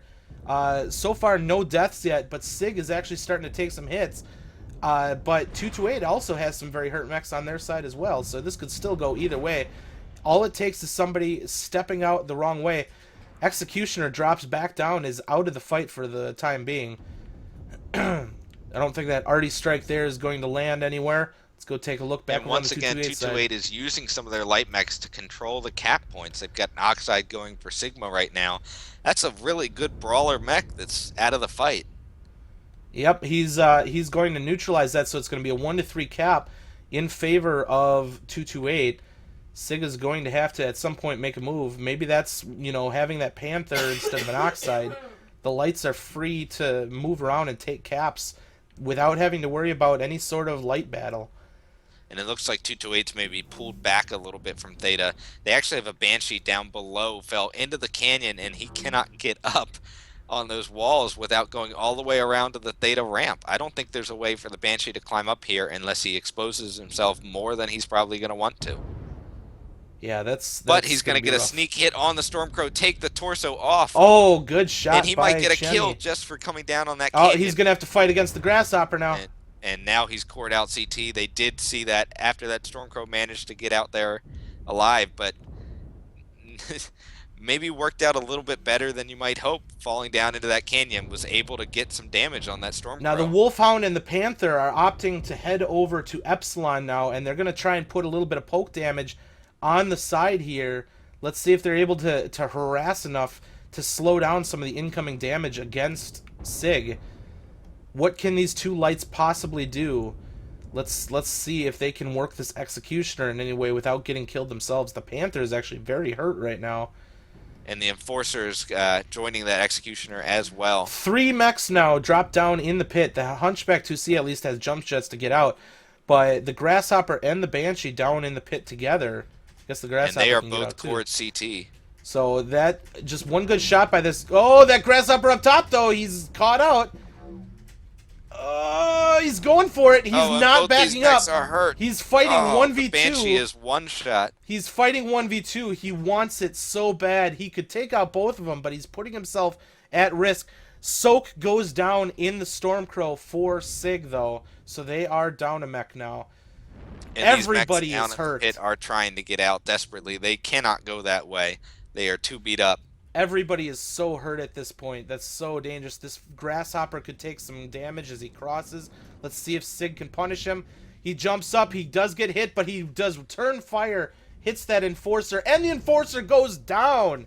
Good double tap by the Grasshopper and somebody over from the left side to take that Enforcer down. They are now down 2 mechs, but still 228 has so many one of the 228 mechs just went down. The Banshee just went down. He was down in the pit desperately trying to get up. And I think the Grasshopper on the other side did finish the job. He's going to be I think this looking is a now great- to seal yeah. the deal on this other grasshopper. Let's see if he can get the shot here. He does get Oh, he's scratched. gonna get some back He might get shots it right coming here. back. Oh, can he get up the they hill? do And get he him. cannot. He actually had some help from the Panther, some cross shots with the PPCs, and we are all tied up 2-2, but tickets heavily in favor of 228. SiG needs to realize that they can't maintain this 2-3 cap system for much longer. They need to start getting these kills, seal the deal, and then finish with the 5 cap strong. It needs to happen. They can't sustain this for much longer. The Direwolf and the Mauler are doing their best. The Direwolf is pushing through Theta. And another mech just went down. The Direwolf is pushing through Theta, laying some heavy fire on that Executioner. So we now have 3 down for 228. They need to power position this. They take the Grasshopper down.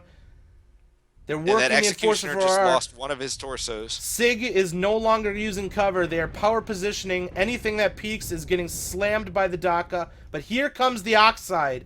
The Oxide is going to be the great equalizer. 98% has all of his ammunition. Here we go. Let's see what he can do in this short amount of time. The Oxide is going to be what it takes to finish this up. Nails the Grasshopper, 5H.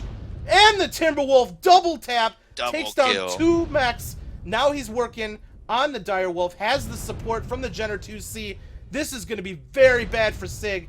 Having that, no light support. The Panther and the Wolfhound cannot do anything. The Direwolf is on his own, that is and he brutal. goes down. That is such a key play by 228 that's going to turn this in their favor. That Wolfhound is not going to be able to do it here. Let's see whether or not they can finish the job. He did open him up CT, however. That Dirty Dan and that Wolfhound, he's been doing pretty good. Let's see if he can finish it up. The Jenner only has He's 2 working him SRM4s as hard as he remaining. can. Yeah. We are down to 2v2 light battle, but... oh, he gets the Oxide! And overheats, but the Jenner 2C is not in position to take advantage of it. And there's still a Somehow Enforcer that Panther 4R. is still alive. There's still an Enforcer 4R alive. And he has 1 ER large Oh laser. my Not a goodness, lot of I cannot firepower believe left. that this Wolfhound is doing this right now. He's pulling this off. And he gets the Jenner 2C. He has only the Enforcer 4R to contend with.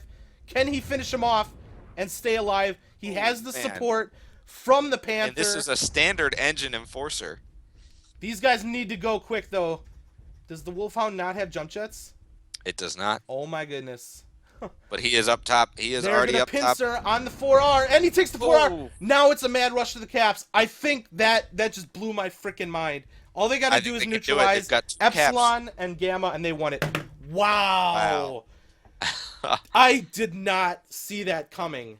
What a Panther and a Wolfhound just beat an Oxide and a Jenner 2C in a light battle. Wow. That was some fantastic piloting by that Wolfhound. And Lego Pirate with the trash talk, calling Bandit out. Hold on, let me make sure I get this. Hey Bandit, Panthers still have no place? Wow. That was some I 100% admit that. I mean, this might be a one-off situation, but I admit that I was 100% wrong, calling this battle over when the Oxide and the Jenner 2C triple killed the biggest mechs for SiG, and in comes the hurt Wolfhound and the hurt Panther, killing the fresh Jenner Oxide and the fresh Jenner 2C.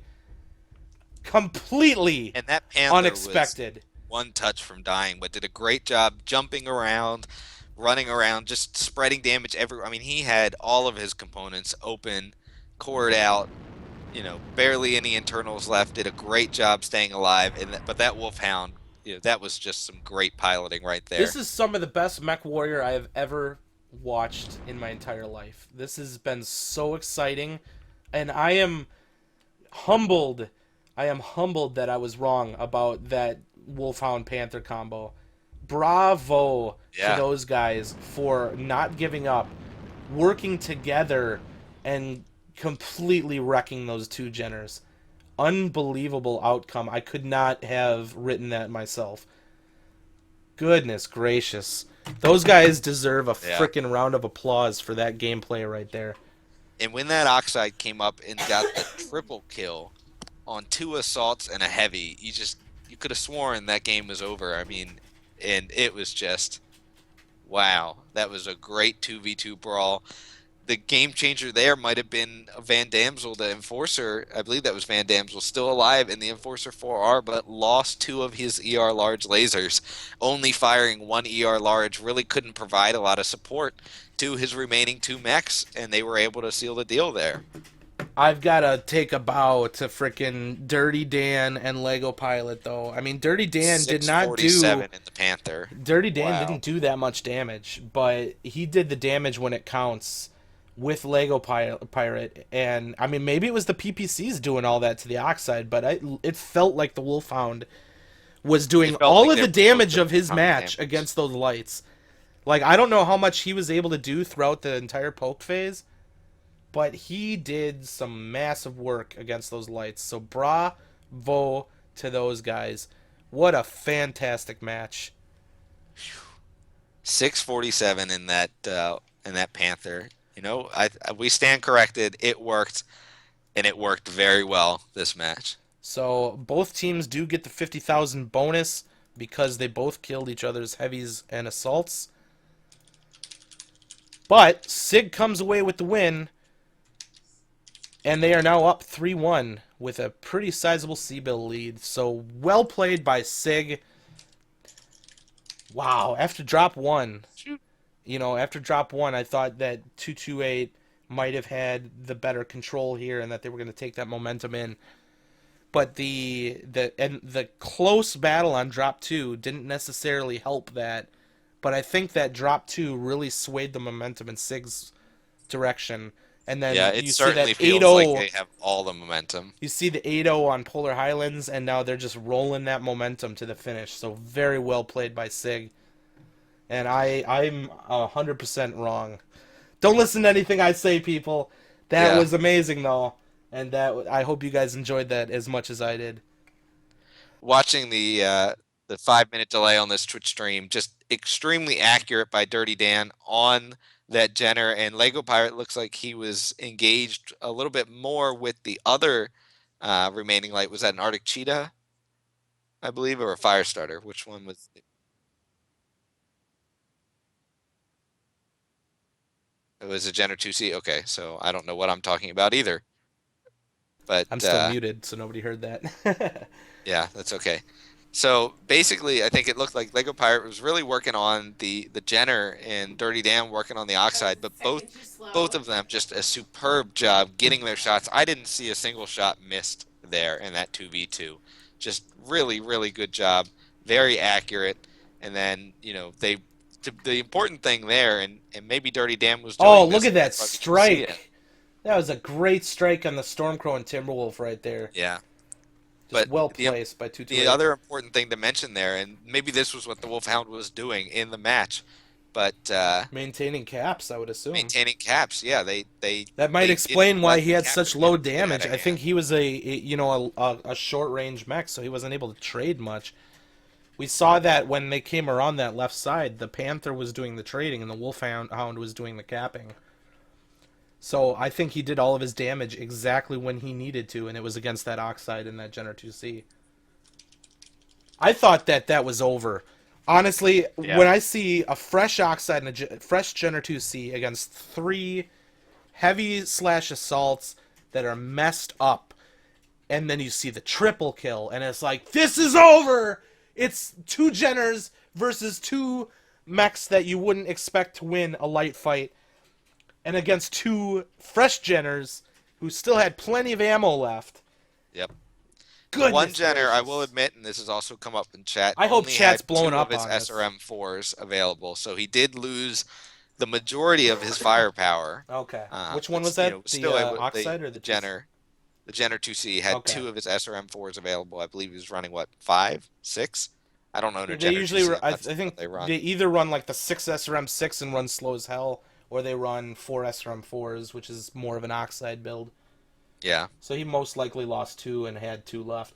So yeah, that does hurt. That does hurt. But still, the Oxide alone, you would think would be able to 1v2 a Panther and a Wolfhound. But I mean, those Wolfhounds, I think they're a little underrated. I mean, I've see, here's what I'm talking about with the Panther doing the peeking, the Wolfhound doing the cap points, the Wolfhound sitting at 90% health, so still relatively fresh. But then, you know, SiG does that power position on Theta. They realize they're down on the cap game, but they're not that down because of the efforts of that Wolfhound. The efforts of the Wolfhound has been obviously felt here. And Yeah. I don't even think they were able to get that cap either. Oh, maybe they got cap. But, you know, PGI, please fix. You can't see the changed caps on the minimap anymore. I want that back because I have to keep looking at the top of the screen and then translating it to the bottom. It used to, I'm pretty sure it used to show the caps flipping on the minimap. It did. I need that back. I need that back. Please, PGI, please fix that because that was a really great feature and that broke with the last patch. So, just a lot of back and forth. SiG with that power position did perfect, but then that perfect move by 228's lights into the backfield. I mean, it was just awesome play after awesome play from both sides. And then what a fantastic finish. So there goes the Banshee trying to climb. The Grasshopper gets caught out. Like, really good efforts on that left side, just working down this firing lane, catching his mechs on the retreat here. Yep. And then the Panther helps there, too. That was the Wolfhound, actually, helped out with a little bit of shots on the side there. But, wow, there was just so much back and forth, so hard fought. That was a great match. Gamma flips in favor of 228. So this is where not only does 228 have a cap lead, but they have 3 caps. So that's got to make you a little bit worried. The Wolfhound breaks to Sigma, which is a very good play by him. And then here you go. SiG, realizing they're down on caps, has to step out into the open, has to use their armor, but they are pretty hurt. They do a fantastic job working down the Executioner, working down the Grasshopper. The Enforcer gets away with it, but is incredibly hurt. I think he had 1 ER large laser left. 1 ER large remaining. So that was a good strip. Oh, Executioner gets stuck on the wall. Brutal. And then here we go. Here we go. This is where I thought it was over. Now, the Jenner 2C is hurt, and that's probably why he lost those SRMs. But the Oxide alone, the 2C's kind of feathering it a bit. 1 kill. 2 kills. Just pounding into those damaged center torsos. Very good job using his cover, staying fresh. Does get a little bit of a hit down to 92, 91%. Still working the Dire. Gets... Oh, come on! There we go. We got the double team. Takes down the Dire. It's not a 2... I miscalled it here. It wasn't a 2v2. I didn't realize that the Enforcer was still up. The Enforcer was still up, which makes you think that it's even more in favor of 228. Even more in favor. But there's the Panther just wailing. The Wolfhound is clearly the focus target. They're not worried about the Panther, and that was probably a mistake. Yeah. He's landing these shots, though. They do get a shot on the Panther. They're kind of splitting up their focus. The ER large is doing whatever it can. Bam! That Oxide going down is huge. And then the Wolfhound getting away with an overheat because of the... Not only being behind a rock so the Enforcer can't hit him, but the Jenner 2C was out of position, couldn't capitalize on the overheat. Very fortunate for the Wolfhound in that instance. And the other thing to keep in mind there is it was And 3v2, bam! but Oh.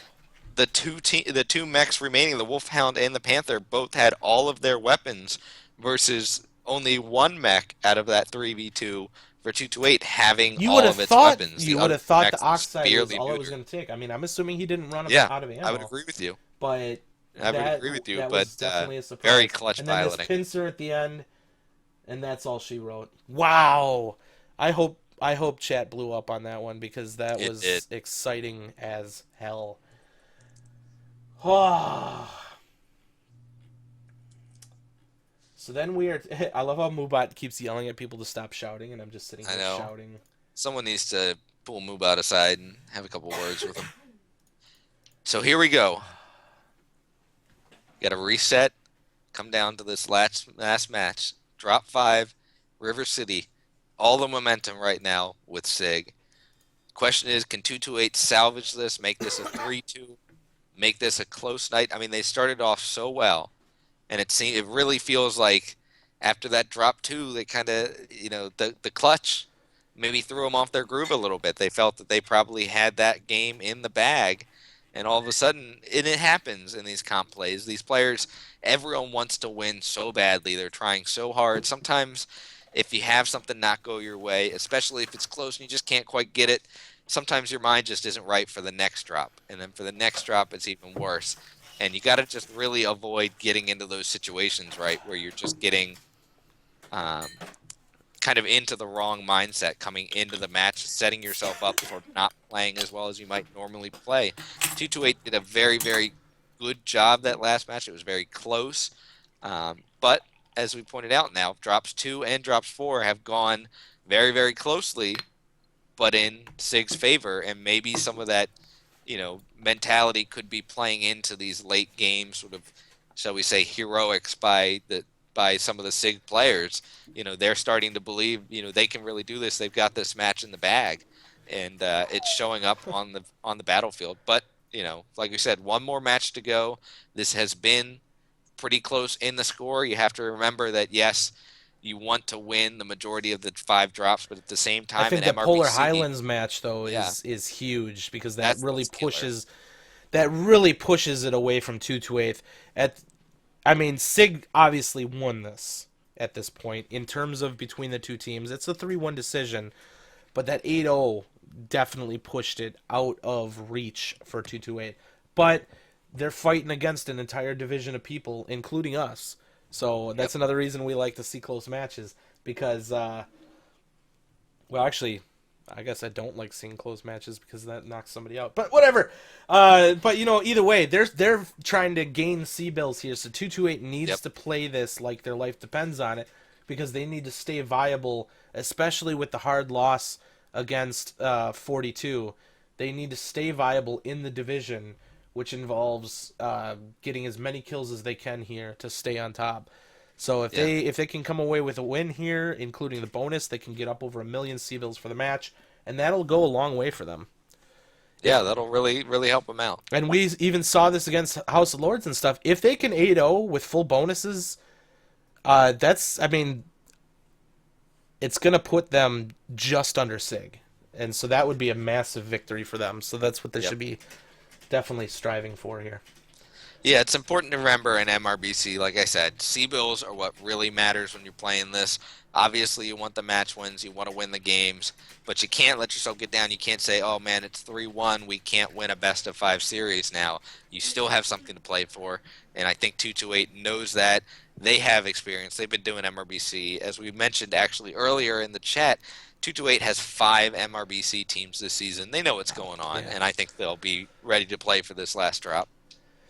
So, on to River City, 4 drop 5, 2 lights, 0 mediums, 2 heavies, 4 assaults. This is the heaviest drop of them all. Strikes are allowed, but this is going to be a very slow-moving match, no matter what they decide that they are going to do. And I'm here willing we go. to bet we'll see a Panther again.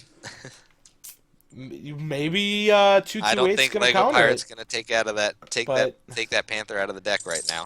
No, obviously we were a little bit worried about how that was working against the Blackwatch team. Obviously it didn't do what they wanted it to do it there, but against Swamp Foxes it seems to be doing exactly what they want it to do. So, all right, in we go. Let's see. They're probably not even going to drop on me, are they? Here we go. I am over on the 6 side, as usual. I'm not favoring them. This is just where it starts me. And also MD's on the other side. So we have a Direwolf, Mauler 90, MX 90, Stalker 4Ns, dual Stalker 4Ns. Interesting choice. Stalkers have been kind of taking a little bit of a back seat here.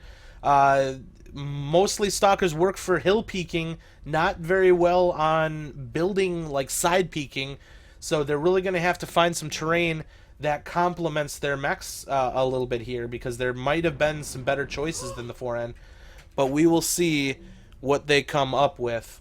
What do you got over on your side? We've got dual maulers. We have the same executioner build as well.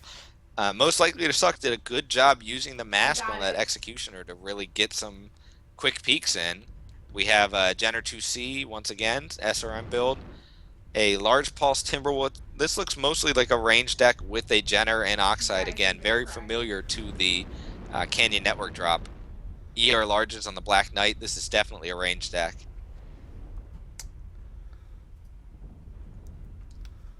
Now they did bring 3 DACA assaults, however, two Maulers and a Banshee 3E, I believe, with the 3 AC5 medium laser combo. Yep. So a good range, I think, here, but definitely not suited for a brawl deck, although it sounds like they probably won't have to go up against one. Well, here's a match made in heaven here, once again, with the Panther and the Wolfhound. Lego Pilot rocking the Panther. So, awesome. Going to have some pretty heavy trading here. Now, SiG did go up and get Theta, so they have the cap advantage, up 3-2. And I think that Timberwolf just took a pretty big pounding there. Got kind of, not necessarily stuck, but a little caught out to take a lot of damage there. But actually fairly fresh. Didn't take as much damage as he might have thought. Jenner 2C taking a little bit of scratch down to 85%. And he is actually moving up onto the same side of the river here that the lights are getting up there, and they're starting to mix it up. Oxide tossing Spencer M's, and very brave maneuver by Zoological in the Oxide. But let's see how well SiG can respond. And here comes 228 moving up to try and respond to that pressure from the lights. And, you know, the last thing you want to do is have those lights go in on their own. So they've moved up. Is that a ER small executioner? It does have ER smalls and mediums and large balls. So yeah, 228 really needs to start getting up in their face, and that's exactly what they're doing here. So the Grasshopper down to 68% and Cord, Timber down to 73. They are focusing SiG very well. Things going pretty well in favor at the beginning here to 228. Let's see if they can seal the deal. They are putting a lot of pressure working down that Timberwolf. They almost got him down to 47%. They're hitting him from every angle, and the Timber does go down. So then they're moving into the left flank here. They have Overwatch drilling him from the top here. The Mauler doing some pretty good work against the Executioner, but good heads-up play to get behind cover. And Zoological in the Oxide just took down Lego Pirate in that Panther. He did not want to see the same thing happen once again. So the Wolfhound is doing some work against the Oxide, just trying to chase him off, but losing his Panther buddy, that's going to hurt. Banshee 3E down to 38%, and he goes down on the left side. So we got one mech down for 228 finally, but they have dropped 3 SiG mechs, and everybody that's left on SiG except for the Wolfhound, very, very hurt. The Wolfhound is getting right up in their face. He's going to do whatever he can, but he is pretty outmatched here. Let's see if he can get some more of that back-coring action, doing anything he can at this point, but he's got the Oxide right on his heels, and it doesn't look too good for him. That Oxide is never going to leave him alone until he's dead. But it's taking him a while to finish that Wolfhound. Wolfhound is slippery as hell. As long as he doesn't run in a straight line, he's okay. They do take the Mauler down. The Mauler does go down. That was a We have a couple more to do it. This Wolfhound is doing so much work, but he does go down. That Oxide took forever to take him down, and the last mech is now going down for SiG. So very well played by 228. You didn't let that last one get to you, and you came back, fought hard, and won the match as long as they can take these last 3 caps. Was able to keep 2 of their assaults alive out of the 4. That'll give them a little bit more of an advantage there as well. Very well played, 228, and that is exactly what I wanted this to be, a 3-2 decision. Awesome. I am so stoked about that. And just, I think the difference maker there was bringing the kind of the extra DACA. It seemed like that Direwolf felt like it was more of a laser vomit build for SiG, whereas they brought the Banshee 3, was a 3E with the 3 AC5s to go along with the 5 AC5 Maulers. I mean, that's a lot of AC5s going down range when they can get into that sort of situation. It's very heat efficient. Definitely the way to go there, but I will say most likely to suck in this Executioner with the mix of smalls, mediums, and large pulse, doing a great job in these engagements, peaking, using mask. Stayed alive this match. He was alive for a long time on Canyon, just really using mask to the best of the abilities to accelerate quickly to get out and behind, and then come right back into cover. And definitely a strong mech, I think. One that's maybe a little underrated, but I feel that it has a place in these sort of poke comp drops. Absolutely. So that was an intense fight. All of the mechs are pretty well damaged. I mean, 78% is pretty good. You have some fight left in you, but the Mauler MX-90 down to 46%. Executioner down to 44. Got the job done though. Well played by 228. Stayed alive. The call to push across water was fantastic. Obviously, based on their weapon systems, it's something that needed to happen, and they did it perfectly. So that worked out heavily in their favor. Really, they didn't take too much damage on the approach, and then they got within their optimal range and just out-weaponed SiG heavily. Yep. We said it at the beginning, staying alive is almost just as important as shooting the enemy mechs in comp play. In this match, we had 2 assault mechs basically do that for 228. We were able to stay alive, to keep putting that damage out, and at the end of the day, to earn a little bit more C-bills for 228 and try and make this a little bit closer of a final score. I'm so happy that PGI is hot fixing this on Monday, I think. Because, well, I enjoy being able to talk about the fight. I'd rather be, talking about the fight during the replay. So, you know what? I think we should do a giveaway. We didn't do any giveaways all night. Yeah. But our crowd has been fantastic. So, IQ Fish, thank you very much for coming by and recording. I can't wait to see what you came up with. He just said farewell to me on Skype. Hopefully we got some really good audio to pair with some of that awesome footage. And I can't wait to see the new iteration of that. So, there it is! 228 takes number 5. So, they salvaged Very close it. Match. And here we are, yet another close one. SiG up on 228, 3-2. SiG with 1,150,000 C-bills versus 228 at 1,025,000. So very well. That's 125,000 C-bills difference. It's very, very close. And just taking a look at the final scores here, Hydra Kids and that Mauler, as we mentioned, the Mauler is just brutal right now. 756 damage. Just a ton of damage. Didn't manage to live through the match, but Timber did 4 kills, Timber 566. did 4 kills, yep, and lived. It's huge. And the Oxide, 318, and perhaps the most important kill of the match, got Lego Pirate in that Panther down early. Did not let him do another Canyon Network match, just whittling people down. Absolutely. So did a great job Getting in that. their face worked very well for them here. Yep. So, all right, well, let's go ahead and fire up the giveaway cannon here. I'm not sure what I'm giving away yet. I haven't decided yet.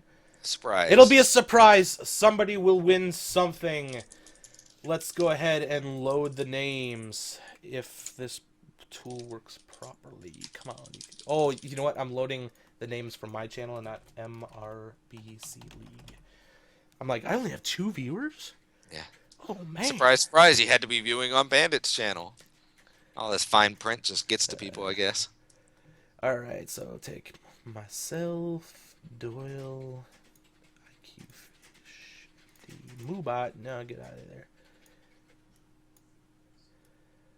All right, who wants some mystery prizes? The way you said that, I'm not sure I want mystery prizes anymore. You want some mystery prizes? I took your name off the list, anyways. Thanks. You know, I'm really glad that our one and only LT Gross won the Mercstar Invitational giveaway of 4,000 CMC last night. I put him in as only donating $10. He actually donated $100 to the Multiple Sclerosis Society. So, Westside, I have no idea what I'm giving you, but I will send it to you via Twitch when I figure out. Congratulations. Congratulations. And yeah, let's show this part. The winner is you, and we have no idea for what, so... Congrats. It'll Make be sure a you surprise. treasure it, whatever it is. Whatever it is. Awesome. So let's go watch the replay for the last little bit of this match here.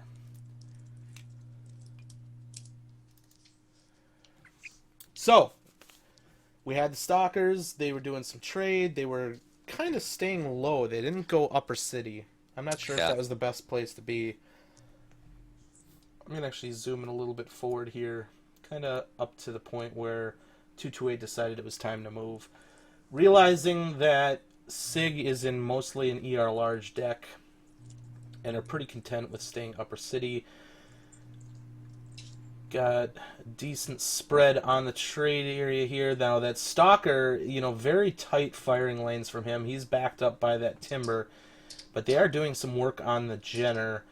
Still, though, staying in that lower field, I think, might have been a little bit suicidal because here comes 228 coming up right as soon through as they Grove. pushed up in that field, it was. I don't it think was bad. I don't think that Stalker has anywhere he can go at this point.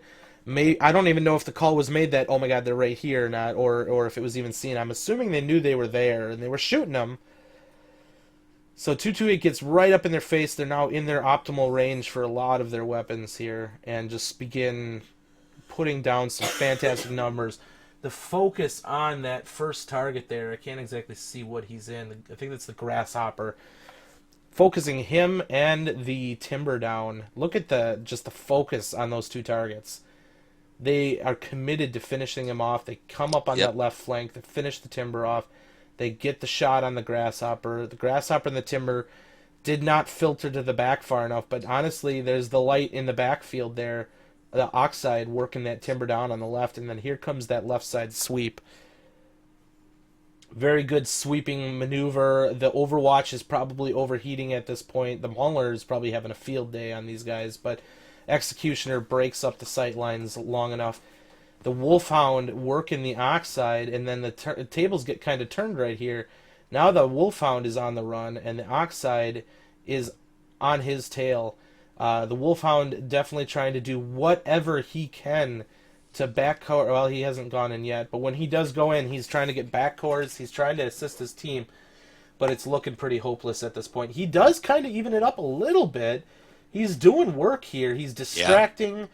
Very good piloting by Dirty Dan. He's definitely is doing well in that Wolfhound, getting out the damage, and he just does not die. He doesn't die. Like, I'm seeing entire SRM volleys doing like 1% damage to him. And I mean, that might be the Oxide missing. I don't know. Maybe the Wolfhound's just stocky as hell. But that Wolfhound doing everything in his power. They do take out that Mauler. But at this point, it's just the two of them left. And then that's all she wrote. So, well played by 228. Good push up. Got the job done. Great call to push up. And that brings us to the end of this match. Could not have asked for a better one. So 2 in a row MRBC matches that we have casted have been nail biters, have been fun and exciting and close as hell. And I am so glad that all of you guys could be here for this, and I really hope that we continue this trend into the future. But I think that's going to be it for us now. I do not have a match scheduled for next week yet. I know that we are playing 2 matches, one tomorrow and one on Sunday, so I won't be necessarily streaming those. I might. I don't know. We'll see. But I'm sure, I think Magician is going to be shoutcasting us shoutcasting tomorrow on Saturday, so definitely tune in to the Magician's channel. He's a very good shoutcaster and fun to watch, and has very good commentary. So definitely tune into him.